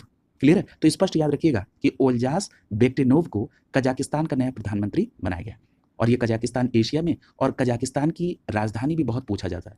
तो याद रखिएगा कजाकिस्तान की राजधानी अस्ताना। क्या है? अस्ताना। अगले प्रश्न में पूछा जा रहा है कि फरवरी 2024 में नामीबिया के राष्ट्रपति के तौर पर किसने पदभार ग्रहण किया? तो उनका नाम है नांगोलो मबुम्बा। क्या नाम है? नांगोलो मबुम्बा। तो देखिए, कजाकिस्तान के प्रधानमंत्री का नाम है ओल्जास बेक्टिनोव और नामीबिया के राष्ट्रपति का नाम है नांगोलो मबुम्बा। क्लियर है? और नामीबिया के बारे में अगर बात कर लें तो आपको पता है कि जो नामीबिया है ये अफ्रीकी कंट्री है और नामीबिया की राजधानी ये भी बहुत पूछी जाती है, तो याद रखेंगे विंडहॉक। जैसे कजाकिस्तान की राजधानी अस्ताना बहुत पूछी जाती है, उसी तरह से नामीबिया की राजधानी विंडहॉक भी बहुत पूछी जाती है। अगला प्रश्न देखिए, अगले प्रश्न में पूछा जा रहा है कि फरवरी 2024 में दूसरी बार अल सल्वाडोर के राष्ट्रपति के रूप में किसे निर्वाचित किया गया? तो याद रखेंगे उनका नाम है नाइब बुकेले। क्या नाम है? नाइब बुकेले। तो याद रखेंगे नाइब बुकेले दूसरी बार अल सल्वाडोर के राष्ट्रपति के रूप में उन्होंने पदभार ग्रहण किया या वो निर्वाचित हुए हैं। कहाँ के? अल सल्वाडोर के। क्लियर है? तो याद रखेंगे अल सल्वाडोर के जो दूसरी बार राष्ट्रपति बने उनका नाम क्या? नाइब बुकेले। क्या नाम है? नाइब बुकेले। और जहां तक की बात रही अल सल्वाडोर की, तो आप जानते हैं कि उत्तरी अमेरिका में, और अल सल्वाडोर की राजधानी क्या है? सान सल्वाडोर। अल सल्वाडोर की राजधानी क्या है? सान सल्वाडोर। और ये उत्तरी अमेरिका संबंधित है और यहाँ के नए राष्ट्रपति कौन है? नाइब बुकेले। नाइब बुकेले। अगला देखिए, अगला प्रश्न पूछा जा रहा है कि 5 फरवरी 2024 को किसने यमन के प्रधानमंत्री के रूप में पदभार ग्रहण किया? तो यमन के प्रधानमंत्री कौन बने? अहमद अवद बिन मुबारक। क्या नाम है? अहमद अवद बिन मुबारक। ये यमन के प्रधानमंत्री बने हैं अहमद अवद बिन मुबारक। और यहाँ पर एक बात याद रखिएगा कि यमन का मतलब एशिया से संबंधित है और यमन की राजधानी क्या है? साना। यमन की राजधानी क्या है? साना। क्लियर है? अगला देखिए, और यमन के प्रधानमंत्री कौन बने हैं? अहमद अवद बिन मुबारक। अगला प्रश्न पूछा जा रहा है कि 2 फरवरी 2024 को किसने झारखंड के मुख्यमंत्री के तौर पे शपथ ग्रहण किया? तो याद रखेंगे झारखंड के मुख्यमंत्री के तौर पर चंपई सोरेन ने पदभार ग्रहण किया। क्लियर है? तो झारखंड के मुख्यमंत्री का नाम क्या है इस समय? चंपई सोरेन। अगला देखिए, प्रश्न पूछा जा रहा है कि 5 फरवरी 2024 को किसने इलाहाबाद उच्च न्यायालय के मुख्य न्यायाधीश के तौर पर पदभार ग्रहण किया? तो याद रखेंगे इलाहाबाद उच्च न्यायालय के नए मुख्य न्यायाधीश बने 5 फरवरी 2024 को, उनका नाम है न्यायमूर्ति अरुण भंसाली। क्लियर है? तो न्यायमूर्ति अरुण भंसाली साहब इस बार इलाहाबाद हाईकोर्ट के मुख्य न्यायाधीश बने हैं 5 फरवरी 2024 को। क्या नाम है? अरुण भंसाली। अगला प्रश्न पूछा जा रहा है कि 30 जनवरी 2024 को राष्ट्रपति द्रौपदी मुर्मू के द्वारा किसे राज्यसभा के सदस्य के रूप में मनोनीत किया गया? अब देखिए, राज्यसभा में राष्ट्रपति का मनोनयन एक आप पढ़ चुके हैं, पहले इसको कवर करते हैं, फिर उसके बाद यहीं पर उसको भी कोरिलेट करा देंगे। निश्चित रूप से आपको याद होगा, एक बार फिर से रिकॉल करा देंगे। तो देखिए, चंडीगढ़ यूनिवर्सिटी के चांसलर हैं और एक प्रसिद्ध शिक्षाविद है जिनका नाम है सतनाम सिंह संधू। क्या नाम है? सतनाम सिंह संधू। तो याद रखेंगे सतनाम सिंह संधू साहब को राष्ट्रपति द्रौपदी मुर्मू ने राज्यसभा के सदस्य के तौर पर 30 जनवरी 2024 को मनोनीत किया है। क्या नाम है? सतनाम सिंह संधू। क्लियर है? और ये चंडीगढ़ यूनिवर्सिटी के चांसलर सतनाम सिंह संधू ये राज्यसभा के सदस्य मनोनीत किए गए। क्लियर है? अब मैं जो अभी बात कर रहा था कि राष्ट्रपति महोदया ने एक और मनोनयन किया था मार्च में, वो किसका किया था? तो आपसे मैंने बताया था कि इन्फोसिस के सह संस्थापक हैं एन.आर. नारायण मूर्ति, और इन्हीं एन.आर. नारायण मूर्ति की पत्नी है, प्रसिद्ध समाज सेविक हैं और लेखिका भी हैं, सुधा मूर्ति। इनको राज्यसभा के लिए मनोनीत किया है मार्च 2024 में राष्ट्रपति महोदया ने, और मैंने बताया था कि अनुच्छेद 80(1) और 80(3) के तहत। तो यहाँ पर देखिए, उसके पहले जनवरी 2024 में चंडीगढ़ यूनिवर्सिटी के चांसलर और शिक्षाविद सतनाम सिंह संधू को राज्यसभा में मनोनीत किया गया था। क्लियर है?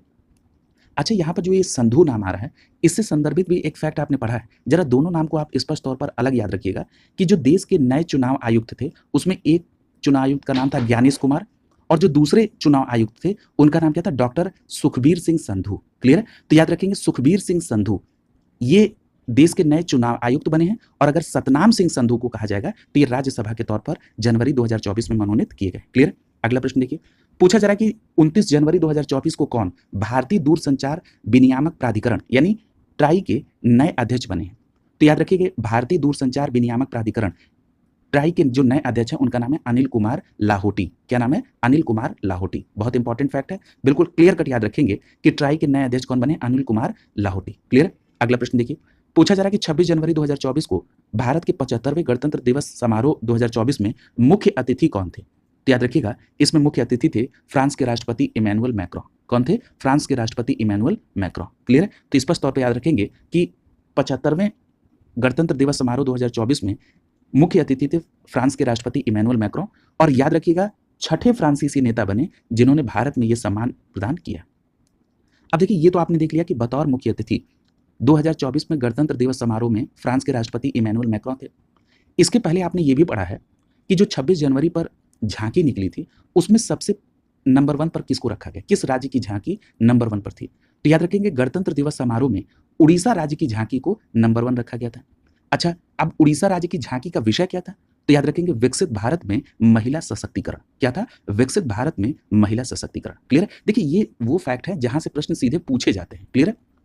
और अगर मैं ये पूछ लूं कि उस समारोह में, गणतंत्र दिवस समारोह में किस मंत्रालय को सर्वश्रेष्ठ सूची में पहले स्थान पर रखा गया था, तो याद रखिएगा संस्कृति मंत्रालय की जो झांकी थी उसको सर्वश्रेष्ठ चुना गया था। क्लियर है? तो ये दोनों बातें आप ध्यान में रखेंगे। अगला देखिए, और आप ये पढ़ भी चुके हैं। अगला देखिए, अगला प्रश्न पूछा जा रहा है कि 22 जनवरी 2024 को किसने लाइबेरिया के नए राष्ट्रपति के तौर पर पदभार ग्रहण किया है? तो याद रखेंगे कि लाइबेरिया के नए राष्ट्रपति बने हैं जोसेफ बोकाई। कौन बने हैं? जोसेफ बोकाई। तो याद रखेंगे जोसेफ बोकाई कहाँ के राष्ट्रपति? लाइबेरिया के। क्लियर है? और आपको पता है कि लाइबेरिया कहाँ पर है? ये अफ्रीका में। और लाइबेरिया की राजधानी क्या है? तो आपको पता है मोनरोविया। क्या नाम है? मोनरोविया। लाइबेरिया के राजधानी का नाम क्या है? मोनरोविया। और यहाँ के नए राष्ट्रपति का नाम क्या है? जोसेफ बोकाई। क्या नाम है? जोसेफ बोकाई। अगला देखिए, अगला प्रश्न पूछा जा रहा है कि 19 जनवरी 2024 को केंद्र सरकार ने सशस्त्र सीमा बल यानी एसएसबी का नया महानिदेशक किसको चुना है? तो देखिए एसएसबी के नए महानिदेशक चुने गए दलजीत सिंह चौधरी। क्या नाम है? दलजीत सिंह चौधरी। और ये जो दलजीत सिंह चौधरी साहब थे, ये कब सशस्त्र सीमा बल यानी एसएसबी के नए महानिदेशक चुने गए? तो 19 जनवरी 2024 को। क्या नाम है? दलजीत सिंह चौधरी। अच्छा, दलजीत सिंह चौधरी साहब, अब जरा इसको और कंप्लीट कर लेते हैं तो फिर आपको याद दिलाते हैं कि दलजीत सिंह चौधरी साहब का जिक्र अभी आपने कहां पर पढ़ा था। सबसे पहले बात कर लेते हैं कि एसएसबी का स्थापना कब हुआ। तो याद रखेंगे एसएसबी की स्थापना 1963 में हुई थी। तो अगर मैं इस पूरी बात को एक लाइन में समराइज कर दूं तो 1963 में गठित एसएसबी यानी सशस्त्र सीमा बल के नए महानिदेशक बने हैं दलजीत सिंह चौधरी। और दलजीत सिंह चौधरी साहब का जो जिक्र अभी और हुआ था वो कहाँ हुआ था? तो आपको याद होगा एनएसजी के महानिदेशक का अतिरिक्त प्रभार इनको दिया गया है। किसको? दलजीत सिंह चौधरी साहब को। क्लियर है? आपने अभी पढ़ा था राष्ट्रीय सुरक्षा गार्ड यानी एनएसजी का महानिदेशक के तौर पे जो अतिरिक्त प्रभार दिया गया है वो किसको? दलजीत सिंह चौधरी को। और दलजीत सिंह चौधरी एसएसबी के महानिदेशक भी हैं। क्लियर है? अगला देखिए, अगला प्रश्न पूछा जा रहा है कि 15 जनवरी 2024 को किसने ग्वाटेमाला के राष्ट्रपति के तौर पर पदभार ग्रहण किया? तो देखिए ग्वाटेमाला के नए राष्ट्रपति कौन बने हैं? तो उनका नाम है बर्नार्डो एरेवलो। क्या नाम है? बर्नार्डो एरेवलो। तो याद रखेंगे बर्नार्डो एरेवलो को ग्वाटेमाला का नया राष्ट्रपति बनाया गया है। अच्छा, ये ग्वाटेमाला कहाँ पर? उत्तरी अमेरिका में। और ग्वाटेमाला की राजधानी क्या है? Guatemala city. क्लियर है? तो ग्वाटेमाला उत्तरी अमेरिका में और ग्वाटेमाला की राजधानी ग्वाटेमाला सिटी। और यहाँ के राष्ट्रपति कौन बने हैं? बर्नार्डो एरेवलो। बर्नार्डो एरेवलो। अगला देखिए, अगला प्रश्न पूछा जा रहा है कि 14 जनवरी 2024 को डेनमार्क के नए राजा बने हैं। कौन? तो ध्यान रखिएगा डेनमार्क के जो नए राजा बने हैं उनका नाम है फ्रेडरिक 10वें। क्या नाम है? फ्रेडरिक 10वें। तो याद रखेंगे डेनमार्क के जो नए राजा बने हैं उनका नाम है फ्रेडरिक 10वें। और याद रखिएगा इस पद पर उन्होंने किसका स्थान लिया है? तो अपनी माँ, जिनका नाम क्या? रानी मार्गरेट द्वितीय। ठीक है? तो याद रखेंगे अपनी माँ रानी मार्गरेट द्वितीय का स्थान लेकर डेनमार्क के नए राजा बने हैं फ्रेडरिक 10वें। क्लियर है? और डेनमार्क की बात कर लें तो यूरोप में, और राजधानी कोपेनहेगन। डेनमार्क की राजधानी क्या है? कोपेनहेगन। क्लियर है? बिल्कुल स्पष्ट याद रखेंगे। अगला देखिए, अगला प्रश्न पूछा जा रहा है कि 19 जनवरी 2024 को प्रसिद्ध शास्त्रीय गायिका का निधन हो गया, उनका नाम क्या है? तो याद रखेंगे उनका नाम है डॉक्टर प्रभा अत्रे। तो अगर आपसे यह प्रश्न पूछ लिया जाए कि हाल ही में डॉक्टर प्रभा अत्रे का निधन हुआ, वो किस फील्ड से हैं? तो याद रखेंगे वो एक शास्त्रीय गायिका। क्लियर? अगला देखिए, और यहाँ पर एक बात और याद रखिएगा कि ये जो प्रसिद्ध शास्त्रीय गायिका डॉक्टर प्रभा अत्रे जी थी जिनका निधन हो गया, इनको पद्म विभूषण से भी सम्मानित किया गया है 2022 में। क्लियर है? अगला प्रश्न पूछा जा रहा है कि 14 जनवरी 2024 को किस प्रसिद्ध उर्दू शायर का निधन हो गया? तो याद रखेंगे उस प्रसिद्ध उर्दू शायर का नाम है मुनव्वर राणा। क्या नाम है? मुनव्वर राणा। अगला प्रश्न आपसे पूछा जा रहा है कि 28 जनवरी 2024 को कौन भूटान के नए प्रधानमंत्री बने हैं? तो याद रखेंगे 28 जनवरी 2024 को भूटान के प्रधानमंत्री बने हैं सेरिंग तोब्गे। क्या नाम है? सेरिंग तोब्गे। तो भूटान के नए प्रधानमंत्री कौन बने हैं? सेरिंग तोब्गे। क्लियर है? और याद रखिएगा वो कौन सी बार भूटान के प्रधानमंत्री बने? तो दूसरी बार। तो याद रखेंगे दूसरी बार भूटान के प्रधानमंत्री बने हैं सेरिंग तोब्गे। कब बने हैं? 28 जनवरी 2024 को। और याद रखिएगा इसके पहले वो 2013 से 2018 तक सेरिंग तोब्गे भूटान के प्रधानमंत्री थे, और 28 जनवरी 2024 को दूसरी बार उन्होंने भूटान के प्रधानमंत्री के तौर पर शपथ ली। क्या नाम है? सेरिंग तोब्गे। और भूटान के राजा कौन है वर्तमान में? तो याद रखेंगे भूटान के राजा का नाम है जिग्मे खेसर नामग्याल वांगचुक। क्या नाम है? जिग्मे खेसर नामग्याल वांगचुक। क्लियर है? तो याद रखेंगे भूटान के राजा का नाम पूछा जाए तो जिग्मे खेसर नामग्याल वांगचुक, और भूटान के प्रधानमंत्री का नाम सेरिंग तोब्गे। अगला देखिए,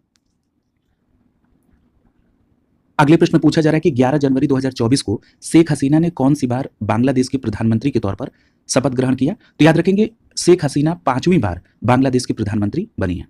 अब यहां पर एक फैक्ट और कोरिलेट करिए ताकि आपको याद रखना आसान होगा। आप ये पढ़ चुके हैं कि रूस के राष्ट्रपति का नाम है व्लादिमीर पुतिन और वो भी 5वीं बार रूस के राष्ट्रपति बने हैं। क्लियर है? तो याद रखेंगे शेख हसीना 5वीं बार बांग्लादेश की प्रधानमंत्री और व्लादिमीर पुतिन 5वीं बार रूस के राष्ट्रपति बने हैं। क्लियर है? अगला प्रश्न देखिए, पूछा जा रहा है कि जनवरी 2024 में केंद्र सरकार ने किसे विश्व व्यापार संगठन यानी डब्ल्यूटीओ में भारत का नया राजदूत नियुक्त किया है? तो याद रखेंगे डब्ल्यूटीओ में भारत का नया राजदूत सेंथिल पांडियन साहब को नियुक्त किया गया। किसको? सेंथिल पांडियन। और ये जो सेंथिल पांडियन साहब है ये एक वरिष्ठ आईएएस अधिकारी हैं और इनको डब्ल्यूटीओ में भारत का नया राजदूत नियुक्त किया गया है। सेंथिल पांडियन इंपॉर्टेंट है। अगला देखिए, अगले प्रश्न में पूछा जा रहा है कि जनवरी 2024 में किस देश की प्रधानमंत्री रही एलिजाबेथ बोर्न ने अपने पद से इस्तीफा दे दिया है? तो याद रखिएगा फ्रांस की प्रधानमंत्री थी एलिजाबेथ बोर्न। उन्होंने जनवरी 2024 में अपने पद से इस्तीफा दे दिया। क्लियर है? तो एलिजाबेथ बोर्न क्या थी? फ्रांस की प्रधानमंत्री। अगला प्रश्न पूछा जा रहा है कि जनवरी 2024 में किसने 140 अलग अलग भाषाओं में गाना गाने का Guinness book of world record बनाया? तो याद रखेंगे केरल से संबंधित है सुचेता सतीश। क्या नाम है? सुचेता सतीश। इन्होंने 140 अलग अलग भाषाओं में गाना गाने का Guinness book of world record बनाया। अगला प्रश्न देखिए, पूछा जा रहा है कि जनवरी 2024 में कौन रेलवे बोर्ड के सचिव नियुक्त हुई? तो याद रखिएगा उनका नाम है अरुणा नायर। तो अरुणा नायर जी को रेलवे बोर्ड का सचिव नियुक्त किया गया जनवरी 2024 में। अगला प्रश्न पूछा जा रहा है कि 9 जनवरी 2024 को किस प्रसिद्ध शास्त्रीय गायक का निधन हो गया? तो उनका नाम है उस्ताद राशिद खान। तो ये जो उस्ताद राशिद खान साहब हैं ये किस क्षेत्र से संबंधित हैं? तो ये एक प्रसिद्ध शास्त्रीय गायक थे और इनका निधन हो गया जनवरी 2024 में। नाम है उस्ताद राशिद खान। अब ये भी प्रश्न पूछ लेता है कि ये किस घराने से थे? तो याद रखिएगा ये जो उस्ताद राशिद खान थे ये रामपुर सहसवान घराने से थे। किसके थे? रामपुर सहसवान घराने से संबंधित थे प्रसिद्ध शास्त्रीय गायक उस्ताद राशिद खान। और याद रखिएगा 2022 में इनको पद्म भूषण अवार्ड भी मिला था। क्लियर है? 2022 में पद्म भूषण प्राप्त किया उस्ताद राशिद खान ने। ये एक प्रसिद्ध शास्त्रीय गायक थे और रामपुर सहसवान घराने से संबंधित थे। क्लियर है? अगला देखिए, पूछा जा रहा है कि 9 जनवरी 2024 को किसने फ्रांस के नए प्रधानमंत्री के रूप में पदभार ग्रहण किया? तो उनका नाम क्या है? ग्रेवियल अटल। क्या नाम है? गैब्रियल अटल। क्या नाम है? गैब्रियल अटल। ये फ्रांस के नए प्रधानमंत्री बने। और एक बात और याद रखिएगा फ्रांस के सबसे युवा प्रधानमंत्री बने हैं गैब्रियल अटल। क्लियर है? और अभी आपने किसका नाम पढ़ा था जिन्होंने फ्रांस के प्रधानमंत्री पद से इस्तीफा दे दिया था? तो आपने इस बात का जिक्र किया था कि एलिजाबेथ बोर्न ये फ्रांस की प्रधानमंत्री थी और जनवरी 2024 में इन्होंने इस्तीफा दिया। उसके बाद फ्रांस के नए प्रधानमंत्री बने गैब्रियल अटल। क्लियर है? और याद रखिएगा वो फ्रांस के पहले समलैंगिक प्रधानमंत्री भी हैं। क्लियर है? ये भी बात ध्यान में रखेंगे। अगला प्रश्न पूछा जा रहा है कि 8 जनवरी 2024 को भोजपुरी और हिंदी के किस प्रसिद्ध कवि और साहित्यकार का निधन हो गया? तो याद रखेंगे उनका नाम है पंडित हरिराम द्विवेदी। क्या नाम है? पंडित हरिराम द्विवेदी। तो याद रखेंगे पंडित हरिराम द्विवेदी जो कि एक प्रसिद्ध कवि और साहित्यकार थे, हिंदी और भोजपुरी से संबंधित थे, इनका निधन हो गया। अगला प्रश्न पूछा जा रहा है कि 1 जनवरी 2024 को किसने चाड के नए प्रधानमंत्री के तौर पर पदभार ग्रहण किया है? तो याद रखेंगे चाड के नए प्रधानमंत्री कौन बने हैं? तो उनका नाम है सुक्सेस मसरा। क्या नाम है? सुक्सेस मसरा। तो याद रखेंगे चाड के नए प्रधानमंत्री सुक्सेस मसरा। अब यहाँ पर चाड के बारे में भी ध्यान दीजिए। तो चाड अफ्रीकी देश है और इसकी राजधानी क्या है? एन दजामेना। क्या नाम है राजधानी का? एन दजामेना। ये चाड की राजधानी है। अगला प्रश्न पूछा जा रहा है कि जनवरी 2024 में कौन भारतीय प्रतिभूति और विनिमय बोर्ड यानी सेबी के नए कार्यकारी निदेशक नियुक्त हुए हैं? तो ये बात स्पष्ट तौर पर याद रखिएगा कि सेबी के नए कार्यकारी निदेशक नियुक्त हुए हैं जी राम मोहन राव। क्या नाम है? जी राम मोहन राव। और अगर आपसे ये भी प्रश्न पूछ लिया जाए कि भाई सेबी का फुल फॉर्म क्या है, और कई बार इसके इंग्लिश फुल फॉर्म को देवनागरी लिपि में लिख दिया जाता है। क्लियर है? तो याद रखेंगे सेबी का फुल फॉर्म है securities and exchange board of India. Securities and exchange board of India. Clear है? और सेबी के जो नए कार्यकारी निदेशक बने हैं वो बने हैं जी राम मोहन राव। क्या नाम है? जी राम मोहन राव। अगला प्रश्न पूछा जा रहा है कि 5 जनवरी 2024 को केंद्र सरकार ने किसे मनीला फिलीपींस स्थित एशियाई विकास बैंक यानी एडीबी का नया कार्यकारी निदेशक नियुक्त किया है? तो याद रखिएगा ये जो एडीबी है ये एशियाई विकास बैंक ये मनीला फिलीपींस में है और यहाँ पर नया कार्यकारी निदेशक नियुक्त किया गया है। किसको? विकासशील को। किसको? विकासशील साहब को। और ये विकासशील साहब वरिष्ठ आईएएस अधिकारी। क्लियर है? तो ये स्पष्ट याद रखेंगे कि एशियाई विकास बैंक के नए कार्यकारी निदेशक कौन है? विकासशील साहब। क्लियर है? अगला देखिए, अगले प्रश्न में पूछा जा रहा है कि 4 जनवरी 2024 को किसने बिम्स्टेक के चौथे महासचिव के रूप में पदभार ग्रहण किया है? तो सीधी बात याद रखेंगे कि बिम्स्टेक के चौथे महासचिव बने हैं इंद्रमणि पांडे। क्या नाम है? इंद्रमणि पांडे। ये बिम्स्टेक के चौथे महासचिव बने हैं जनवरी 2024 में। दूसरी बात, ये जो इंद्रमणि पांडे साहब हैं ये भारतीय विदेश सेवा के वरिष्ठ अधिकारी हैं। और बिम्स्टेक का फुल फॉर्म क्या है? तो बिम्स्टेक का फुल फॉर्म होगा Bay of Bengal initiative for multi sectoral technical and economic cooperation. मैं फिर से रिपीट कर रहा हूँ, Bay of Bengal initiative for multi sectoral technical and economic cooperation, Indramani Pandey. अगला देखिए, और एक बात और याद रखिए, ये जो बिम्स्टेक के चौथे महासचिव बने हैं इंद्रमणि पांडे साहब, इनका कार्यकाल 3 वर्ष का होगा। अगर बिम्स्टेक की स्थापना की बात कर लें तो 1997 में स्थापना हुई। अगर मैं बिम्स्टेक के सचिवालय की बात करूं तो बिम्स्टेक का सचिवालय ढाका, बांग्लादेश में। क्लियर है? और एक बात और याद रखिएगा कि बिम्स्टेक में 7 सदस्य देश, इसमें कौन कौन? बांग्लादेश, भूटान, नेपाल, श्रीलंका, थाईलैंड, भारत और म्यांमार। क्लियर? तो ये बातें भी आप ध्यान में रखेंगे। अगला देखिए, पूछा जा रहा है कि जनवरी 2024 में कौन अखिल भारतीय रबर उद्योग संघ के अध्यक्ष बने हैं? तो याद रखेंगे, अखिल भारतीय रबर उद्योग संघ के अध्यक्ष बने हैं शशि सिंह। क्या नाम है? शशि सिंह। अगला प्रश्न पूछ रहा है कि जनवरी 2024 में भारतीय मूल के कौन से व्यक्ति न्यूयॉर्क के फेडरल रिजर्व बैंक के निदेशक मंडल में शामिल हुए? देखिए, इस तरह के भी प्रश्न बहुत पूछे जाते हैं। अगर कोई भारतीय मूल का या कोई भारतीय किसी बड़े ऑर्गेनाइजेशन में शामिल होता है तो ये भी प्रश्न पूछा जाता है। तो क्या नाम है? अमेरिका में रॉकफेलर। कौन है? अमेरिका में रॉकफेलर। तो याद रखेंगे, भारतीय मूल के रॉकफेलर ये न्यूयॉर्क के फेडरल रिजर्व बैंक के निदेशक मंडल में शामिल हुए। क्लियर? अगला देखिए, पूछा जा रहा है कि 4 जनवरी 2024 को किसने भारतीय नौसेना के नए उप प्रमुख के तौर पर पदभार ग्रहण किया है? तो याद रखेंगे, भारतीय नौसेना में उप प्रमुख के तौर पर वाइस एडमिरल दिनेश के त्रिपाठी ने पदभार ग्रहण किया है। क्लियर? क्या नाम है? दिनेश के त्रिपाठी। क्लियर? तो याद रखेंगे, दिनेश के त्रिपाठी साहब को नौसेना में उप प्रमुख के तौर पर नियुक्त किया गया है। क्लियर? तो ये बात भी बहुत महत्वपूर्ण है, ध्यान रखेंगे। अच्छा, एक प्रश्न और मैं यहीं पर आपसे कोरिलेट कराना चाह रहा था। अभी आपने भारतीय थल सेना के उप प्रमुख का नाम याद रखा है, पता है आपको? याद है? मैं फिर से रिकॉल करा दे रहा हूं अगर आप भूल रहे हैं तो। भारतीय थल सेना के उप प्रमुख के तौर पर लेफ्टिनेंट जनरल उपेंद्र त्रिवेदी साहब ने नियुक्त किया था। ठीक है, नियुक्ति किसने ली थी? लेफ्टिनेंट जनरल उपेंद्र त्रिवेदी साहब ने। ये थल सेना के उप प्रमुख बने थे। और अगर नौसेना के उप प्रमुख की बात करें तो वाइस एडमिरल दिनेश के त्रिपाठी। क्लियर? याद रखेंगे। अगला पूछा जा रहा है कि 1 जनवरी 2024 को किसने power grid corporation of India limited के नए अध्यक्ष और प्रबंध निदेशक के तौर पर पदभार ग्रहण किया? तो याद रखिएगा, उनका नाम है आर.के. त्यागी।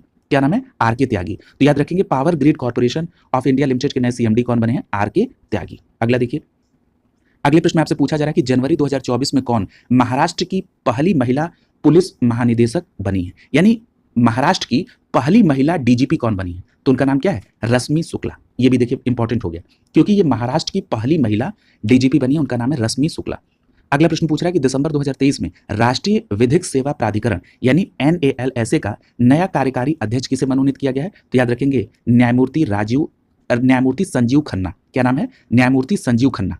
तो याद रखेंगे, न्यायमूर्ति संजीव खन्ना साहब को राष्ट्रीय विधिक सेवा प्राधिकरण यानी NALSA का नया कार्यकारी अध्यक्ष मनोनीत किया गया। क्या नाम है? न्यायमूर्ति संजीव खन्ना। अगला प्रश्न पूछा जा रहा है कि 1 जनवरी 2024 को दूसरी बार कांगो लोकतांत्रिक गणराज्य के राष्ट्रपति कौन चुने गए? तो याद रखेंगे, दूसरी बार कांगो लोकतांत्रिक गणराज्य के जो राष्ट्रपति हैं वो कौन चुने गए हैं? फेलिक्स सिसेकेडी। कौन चुने गए हैं?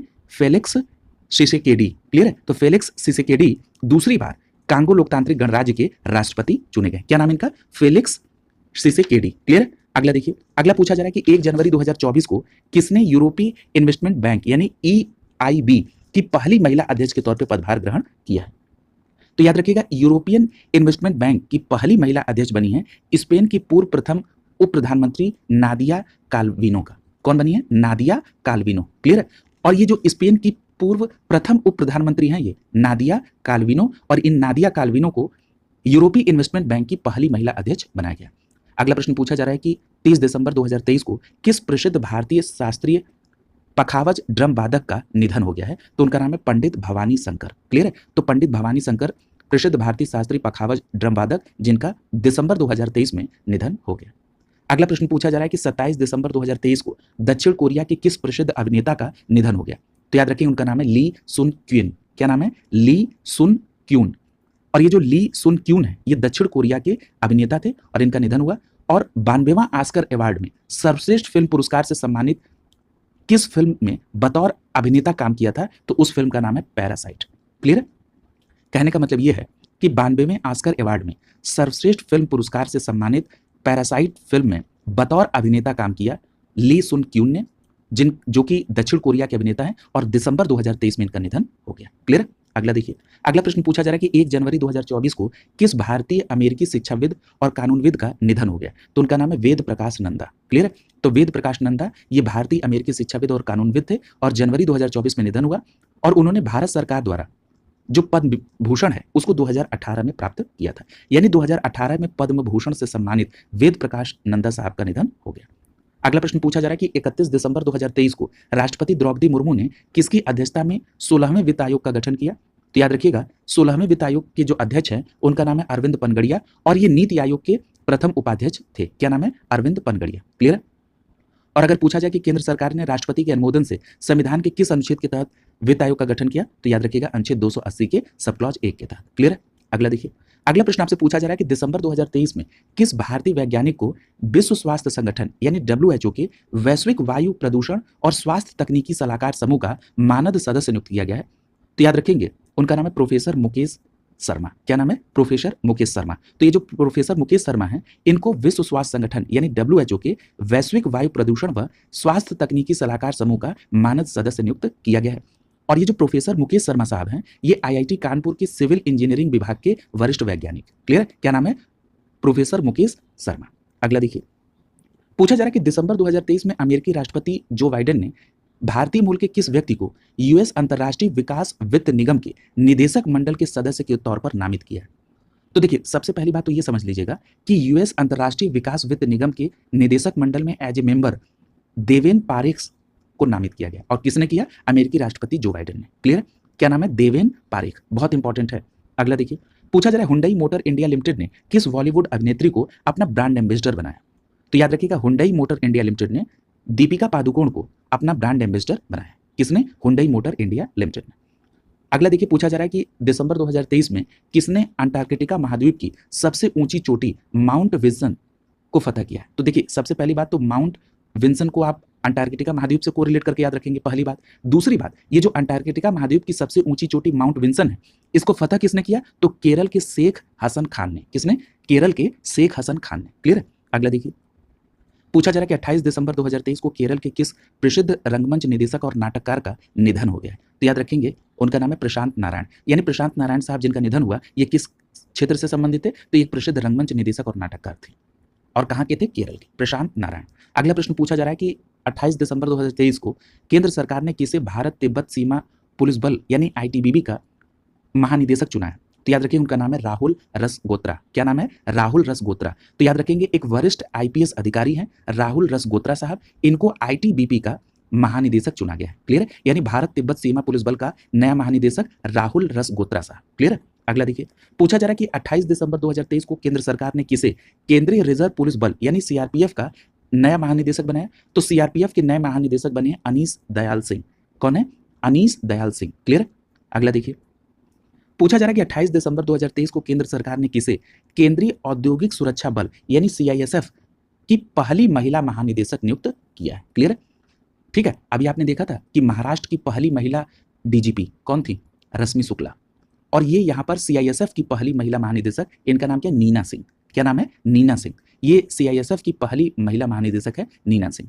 अगला देखिए, अगला प्रश्न पूछा जा रहा है कि 28 दिसंबर 2023 को किस प्रसिद्ध तमिल अभिनेता एवं तमिलनाडु के DMDK पार्टी के संस्थापक थे उनका निधन हो गया? तो याद रखिए उनका नाम है विजयकांत। क्लियर है? यानी DMDK पार्टी के संस्थापक विजयकांत का निधन हुआ। वो एक प्रसिद्ध तमिल अभिनेता थे और तमिलनाडु के DMDK के संस्थापक भी थे। और अगर पूछ लिया जाए कि ये जो DMDK इसकी स्थापना कब हुई थी इस पार्टी की, तो याद रखेंगे इसकी स्थापना हुई थी 14 सितंबर 2005 को। यहाँ पर 2005 याद रखिएगा। क्लियर? अगला देखिए, अगला प्रश्न पूछा जा रहा है कि दिसंबर 2023 में किस राज्य की आदिवासी महिला किसान रायमती घूरिया ने बाजरा की 30 किस्मों को संरक्षित किया है? तो याद रखेंगे ये उड़ीसा की है। क्लियर? यानी उड़ीसा की एक आदिवासी महिला किसान है जिनका नाम है रायमती घूरिया। क्या नाम है? रायमती घूरिया। और इन्होंने बाजरा की 30 किस्मों को संरक्षित किया है। और उन्हें किस नाम से जाना जाता है? तो उनको क्वीन ऑफ मिलेट्स के नाम से जाना जाता है। तो अगर आपसे इस तरह से सीधा प्रश्न पूछ दिया जाए कि क्वीन ऑफ मिलेट्स के नाम से किसको जाना जाता है, तो आप क्या बोलेंगे? रायमती घूरिया। और ये रायमती घूरिया कहाँ की हैं? तो ये उड़ीसा की आदिवासी महिला किसान है रायमती घूरिया। इनको क्वीन ऑफ मिलेट्स के नाम से जाना जाता है। क्लियर? अगला देखिए, अगला प्रश्न पूछा जा रहा है कि 21 दिसंबर 2023 को अमेरिका के किस प्रसिद्ध अर्थशास्त्री एवं नोबेल पुरस्कार विजेता का निधन हो गया है? तो उनका नाम है रॉबर्ट सोलो। यानी रॉबर्ट सोलो अमेरिका के प्रसिद्ध अर्थशास्त्री और नोबेल पुरस्कार विजेता थे और इनका दिसंबर 2023 में निधन हो गया। क्या नाम है? Robert solo. अगला प्रश्न पूछा जा रहा है कि बॉम्बे स्टॉक एक्सचेंज यानी BSE के नए अध्यक्ष कौन बने हैं? तो याद रखेंगे बॉम्बे स्टॉक एक्सचेंज के नए अध्यक्ष हैं प्रमोद अग्रवाल। और ये जो प्रमोद अग्रवाल साहब थे, ये कोल इंडिया लिमिटेड के पूर्व अध्यक्ष भी रह चुके हैं। यानी कोल इंडिया लिमिटेड के पूर्व अध्यक्ष प्रमोद अग्रवाल साहब को बॉम्बे स्टॉक एक्सचेंज का नया अध्यक्ष बनाया गया। क्या नाम है? प्रमोद अग्रवाल। अगला देखिए, अगला प्रश्न पूछा जा रहा है कि 19 दिसंबर 2023 को राष्ट्रीय महिला आयोग की किस पूर्व अध्यक्ष का निधन हो गया है? तो देखिए, राष्ट्रीय महिला आयोग की पूर्व अध्यक्ष थी डॉक्टर वी मोहिनी। क्या नाम है? Doctor V Mohini. इनका दिसंबर 2023 में निधन हो गया। और ये जो डॉक्टर वी मोहिनी थी, ये 1995 से 98 तक राष्ट्रीय महिला आयोग की अध्यक्ष थी और केंद्र सरकार द्वारा उन्हें 2007 में पद्म भूषण से भी सम्मानित किया गया था। किसको? डॉक्टर वी मोहिनी जी को। अगला देखिए, पूछा जा रहा है कि दिसंबर 2023 में मिनरल वाटर ब्रांड, जिसका नाम क्या है उस ब्रांड का? बिसलेरी, इसने अपना पहला ग्लोबल ब्रांड एम्बेसडर नियुक्त किया है। किसको? तो याद रखेंगे, दीपिका पादुकोण को। किसको नियुक्त किया है? दीपिका पादुकोण को। तो देखिए, दीपिका पादुकोण को दो जगह आपने अभी पढ़ा है ब्रांड एम्बेसडर के तौर पर। एक तो अभी आप पढ़ रहे हैं कि मिनरल वाटर ब्रांड बिसलरी ने अपना ग्लोबल ब्रांड एम्बेसडर नियुक्त किया है दीपिका पादुकोण को, और दीपिका पादुकोण को हुंडई मोटर इंडिया लिमिटेड का भी ब्रांड एम्बेसडर नियुक्त किया गया। दोनों बातें ध्यान में रखिएगा। अगला करा कि 18 दिसंबर 2023 को WHO दक्षिण पूर्वी एशियाई के क्षेत्रीय निदेशक डॉक्टर पूनम खेत्रपाल सिंह को किस देश के प्रतिष्ठित national order of merit gold medal से सम्मानित किया गया? तो याद रखिएगा, भूटान की। क्लियर है? देखिए, कहने का मतलब ये है, पहली बात, इसको दो भागों में तोड़ के देखिए। सबसे पहली बात, अगर आपसे ये प्रश्न पूछ लिया जाए कि भूटान के प्रतिष्ठित national order of merit gold medal से किसको सम्मानित किया गया, तो आप क्या बोलेंगे? डॉक्टर पूनम खेत्रपाल सिंह को। और ये डॉक्टर पूनम खेत्रपाल सिंह क्या है? तो ये WHO दक्षिण पूर्व एशिया की क्षेत्रीय निदेशक है। क्या नाम है? डॉक्टर पूनम खेत्रपाल सिंह। और इनको भूटान का national order of merit gold medal मिला है। क्लियर है? और वहीं फ्रांस का प्रसिद्ध नागरिक सम्मान किसको मिला है? शशि थरूर को। तो इस तरह के जो भी सम्मान है उनको आप निश्चित रूप से ध्यान में रखेंगे। अगला देखिए, अगला प्रश्न पूछा जा रहा है कि 18 दिसंबर 2023 को तीसरी बार मिस्र के राष्ट्रपति कौन चुने गए हैं? तो याद रखेंगे, उनका नाम है अब्दुल फतेह अल सीसी। तो याद रखेंगे, मिस्र के राष्ट्रपति चुने गए हैं अब्दुल फतेह अल सीसी, और कौन सी बार? तीसरी बार। क्लियर? जैसे भारत के तीसरी बार प्रधानमंत्री बनने जा रहे हैं नरेंद्र मोदी, उसी तरह से तीसरी बार मिस्र के राष्ट्रपति बने अब्दुल फतेह अल सीसी। क्लियर है? और वहां पांचवी बार में आपको रिलेट करेंगे बांग्लादेश की शेख हसीना को प्रधानमंत्री के तौर पर, और रूस के राष्ट्रपति व्लादिमीर पुतिन को भी पांचवी बार एज ए राष्ट्रपति। क्लियर है? तो जब भी इस तरह के अगर फैक्ट एक दूसरे से मैच करते हुए हो तो आप उनको कोरिलेट करके याद रखेंगे तो आसानी से याद रहेगा।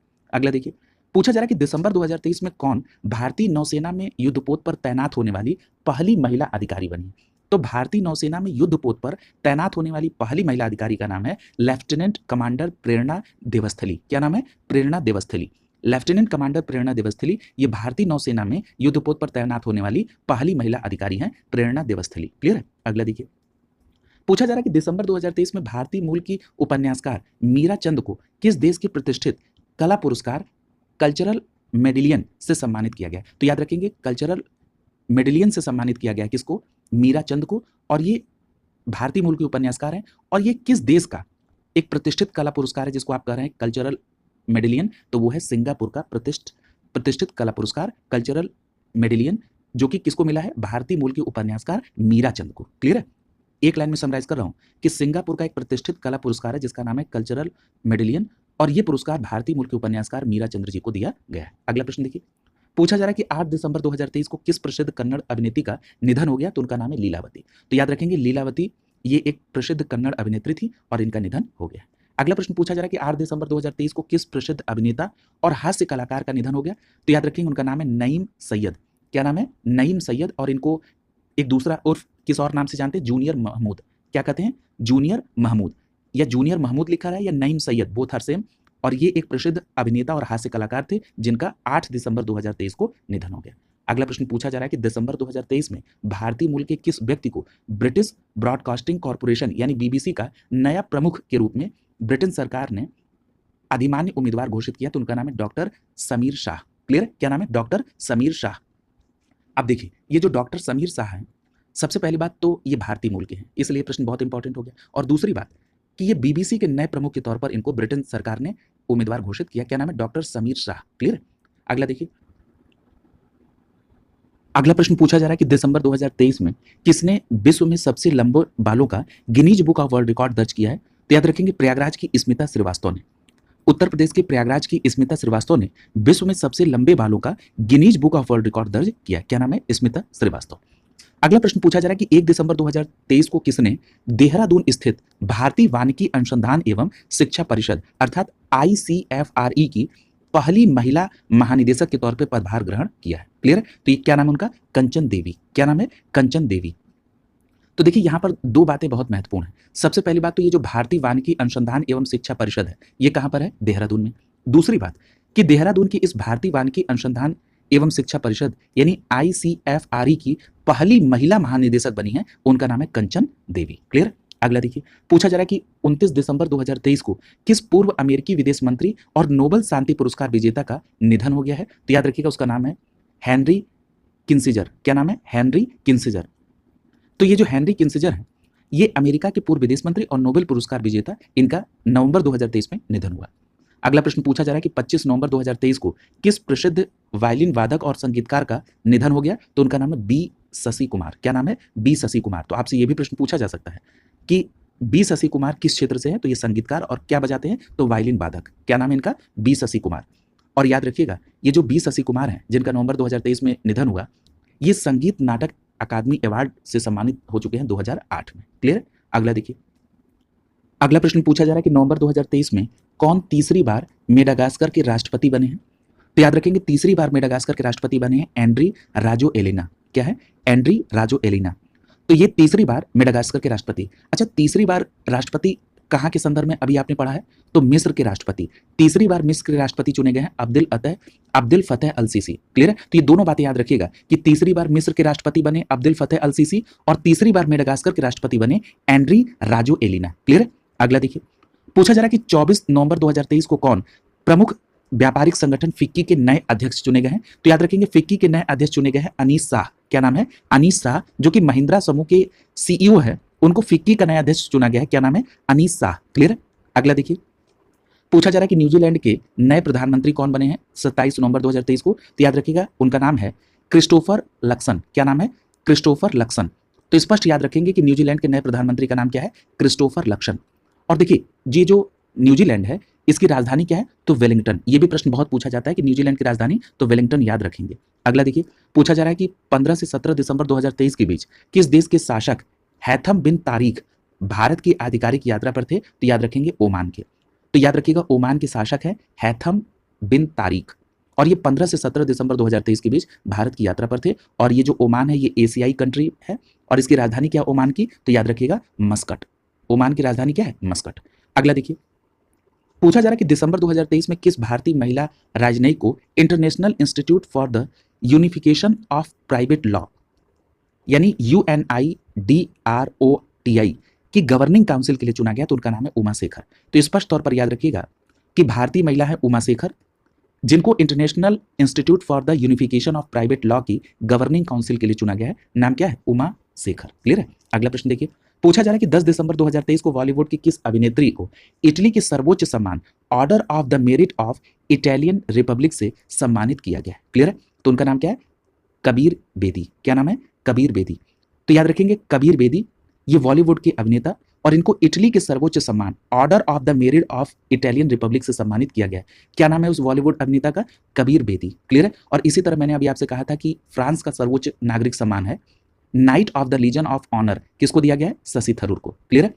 इसी तरह एक प्रश्न और अभी आपने पढ़ा था कि भूटान का एक प्रतिष्ठित नेशनल अवार्ड है जिसको क्या कहते हैं? National order of merit gold medal.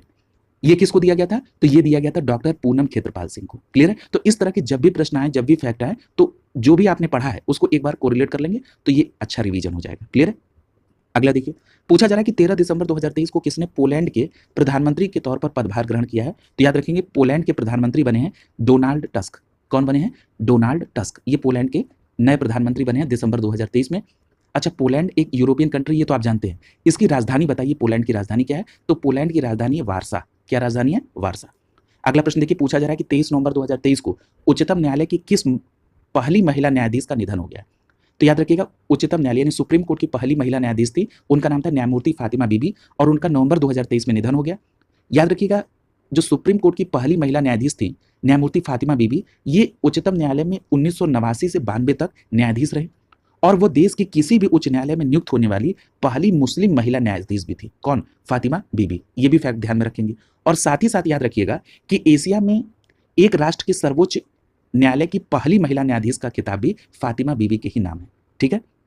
दूसरी बात, ये जो फातिमा बीबी हैं, ये 1993 से 1997 तक राष्ट्रीय मानवाधिकार आयोग की सदस्य भी रहीं, यानी 1989 से 92 तक सुप्रीम कोर्ट में न्यायाधीश रहीं, फिर 93 से 97 तक राष्ट्रीय मानवाधिकार आयोग में सदस्य रहीं, और उसके बाद 97 से 2001 तक तमिलनाडु की राज्यपाल भी रहीं। क्लियर? तो ये सारी बातें आप ध्यान में रखेंगे न्यायमूर्ति फातिमा बीबी के संदर्भ में।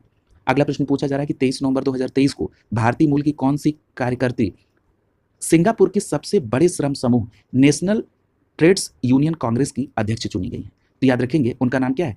केथन लेचिमी। क्या नाम है? केथन लेचिमी। और ये जो केथन लेचिमी है, इनको सिंगापुर के सबसे बड़े श्रम संगठन नेशनल ट्रेड्स यूनियन कांग्रेस का अध्यक्ष चुना गया। क्या नाम है? केथन लेचिमी। अगला देखिए, पूछा जा रहा है कि 24 नवंबर 2023 को किस प्रसिद्ध फिल्म निर्माता का निधन हो गया? तो उनका नाम है राजकुमार कोहली। क्या नाम है? राजकुमार कोहली एक प्रसिद्ध फिल्म निर्माता थे और इनका निधन हो गया। अगला प्रश्न पूछा जा रहा है कि नवंबर 2023 में किस भारतीय को 2024 के लिए संयुक्त राष्ट्र लेखा परीक्षण पैनल का उपाध्यक्ष नियुक्त किया गया है?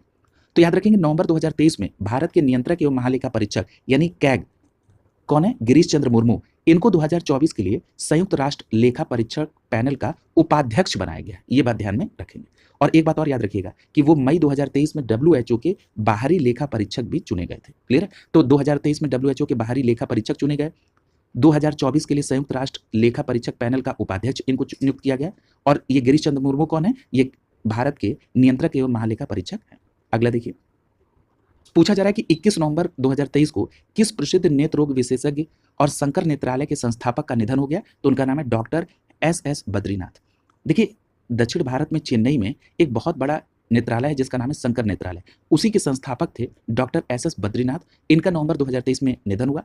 और ये जो डॉक्टर SS बद्रीनाथ थे, इनको 1993 में पद्मश्री और 96 में पद्म भूषण से सम्मानित किया गया था। क्लियर है? अगला देखिए, अगला प्रश्न पूछा जा रहा है कि 22 नवंबर 2023 को कौन पश्चिम बंगाल के ब्रांड एम्बेसडर बने? तो याद रखेंगे, पश्चिम बंगाल के ब्रांड एम्बेसडर बने थे BCCI के पूर्व अध्यक्ष सौरभ गांगुली।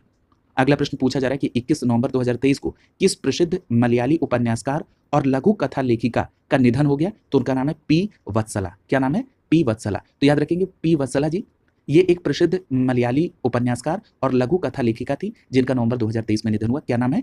P वत्सला। अगला देखिए, पूछा जा रहा है कि 17 नवंबर 2023 को किसने लग्जमबर्ग के नए प्रधानमंत्री के तौर पर पदभार ग्रहण किया? तो याद रखेंगे, नवंबर 2023 में लग्जमबर्ग के नए प्रधानमंत्री बने थे ल्यूक फ्रीडेन। क्या नाम है? Luke Frieden. क्लियर? तो लग्जमबर्ग के नए प्रधानमंत्री ल्यूक फ्रीडेन। अच्छा, एक बात और बताइए, ये तो आपको पता है कि ये लग्जमबर्ग यूरोपियन कंट्री है, लग्जमबर्ग की राजधानी क्या है? तो याद रखेंगे, लग्जमबर्ग की राजधानी लग्जमबर्ग। क्लियर है? अगला देखिए, पूछा जा रहा है कि नवंबर 2023 में भारतीय मूल की किस अमेरिकी महिला को ओपन AI के अंतरिम मुख्य कार्यकारी अधिकारी यानी CEO नियुक्त किया गया है? तो याद रखेंगे, ये भारतीय मूल की अमेरिकी महिला है, उनका नाम है मीरा मुराती। क्या नाम है? मीरा मुराती। तो ये बात याद रखिएगा, ये जो मीरा मुराती है, ये भारतीय मूल की है और ये अब अमेरिकी महिला हो गई है। उनको ओपन AI का CEO बनाया गया है। क्या नाम है? मीरा मुराती। अगला प्रश्न पूछा जा रहा है कि 17 नवंबर 2023 को दूसरी बार स्पेन के प्रधानमंत्री कौन चुने गए हैं? तो याद रखेंगे, नवंबर 2023 में दूसरी बार स्पेन के प्रधानमंत्री चुने गए हैं पेड्रो सांचेज। क्या नाम है? Pedro Sanchez. तो याद रखेंगे, दूसरी बार स्पेन के प्रधानमंत्री कौन बने? Pedro Sanchez. और पहली बार वो 2018 में स्पेन के प्रधानमंत्री बने थे पेड्रो सांचेज। अगला प्रश्न पूछा जा रहा है कि 17 नवंबर 2023 को किस प्रसिद्ध इतिहासकार एवं लेखक का निधन हो गया? तो याद रखेंगे, उनका नाम है BN गोस्वामी। तो BN गोस्वामी साहब एक प्रसिद्ध इतिहासकार और लेखक थे और इनका निधन हो गया नवंबर 2023 में। क्या नाम है? BN गोस्वामी। अगला देखिए, अगला प्रश्न, हाँ, इसमें एक बात और याद रखिएगा कि अभी जो BN गोस्वामी साहब को आपने देखा कि एक प्रसिद्ध इतिहासकार और लेखक थे, इनको 1998 में पद्मश्री और 2008 में पद्म भूषण से सम्मानित किया गया था। क्लियर? अगला देखिए, अगले प्रश्न में पूछा जा रहा है कि 13 नवंबर 2023 को कौन माउंट एवरेस्ट के सामने 21,500 फीट की ऊंचाई से हेलीकॉप्टर से छलांग लगाने वाली विश्व की पहली महिला बन गई हैं? तो याद रखिएगा, महाराष्ट्र की एक प्रसिद्ध स्काई डाइवर है जिनका नाम है शीतल महाजन। क्लियर?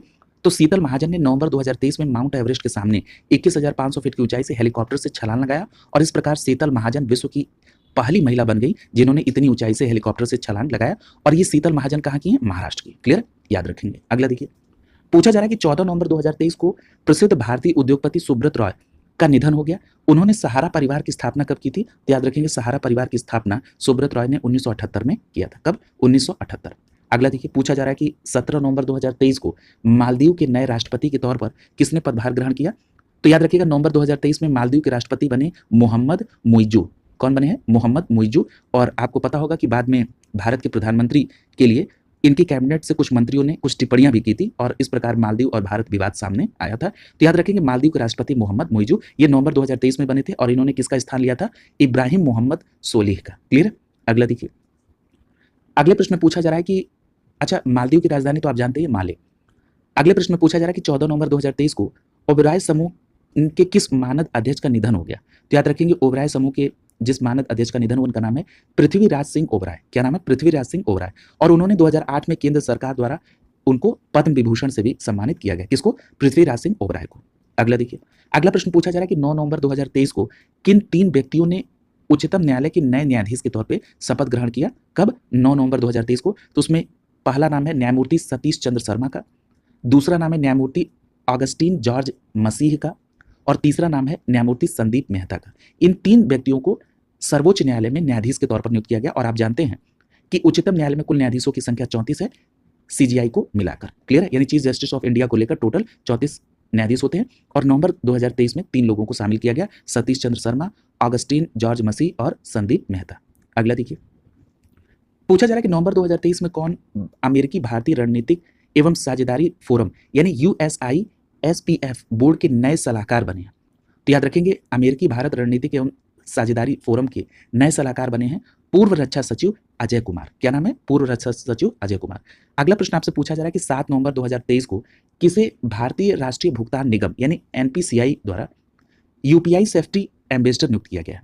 तो याद रखेंगे NPCI यानी राष्ट्रीय भुगतान निगम के द्वारा UPI सेफ्टी ब्रांड एम्बेसडर प्रसिद्ध बॉलीवुड अभिनेता पंकज त्रिपाठी को नियुक्त किया गया। किसको? पंकज त्रिपाठी को नियुक्त किया गया। तो ये दोनों बातें आप ध्यान में रखेंगे। क्लियर है? और अभी आपने देखा था कि चूंकि बॉलीवुड की बात हो गई है तो पंकज त्रिपाठी को याद रखेंगे राष्ट्रीय भुगतान निगम के UPI सेफ्टी ब्रांड एम्बेसडर के तौर पर, और वहीं दीपिका पादुकोण को 2 जगह याद रखेंगे। एक तो याद रखेंगे बिस्लरी के ग्लोबल ब्रांड एम्बेसडर के तौर पे और दूसरा कहां पर याद रखेंगे? तो आपने देखा था हुंडई मोटर इंडिया लिमिटेड के ब्रांड एम्बेसडर के तौर पर। किसको? दीपिका पादुकोण।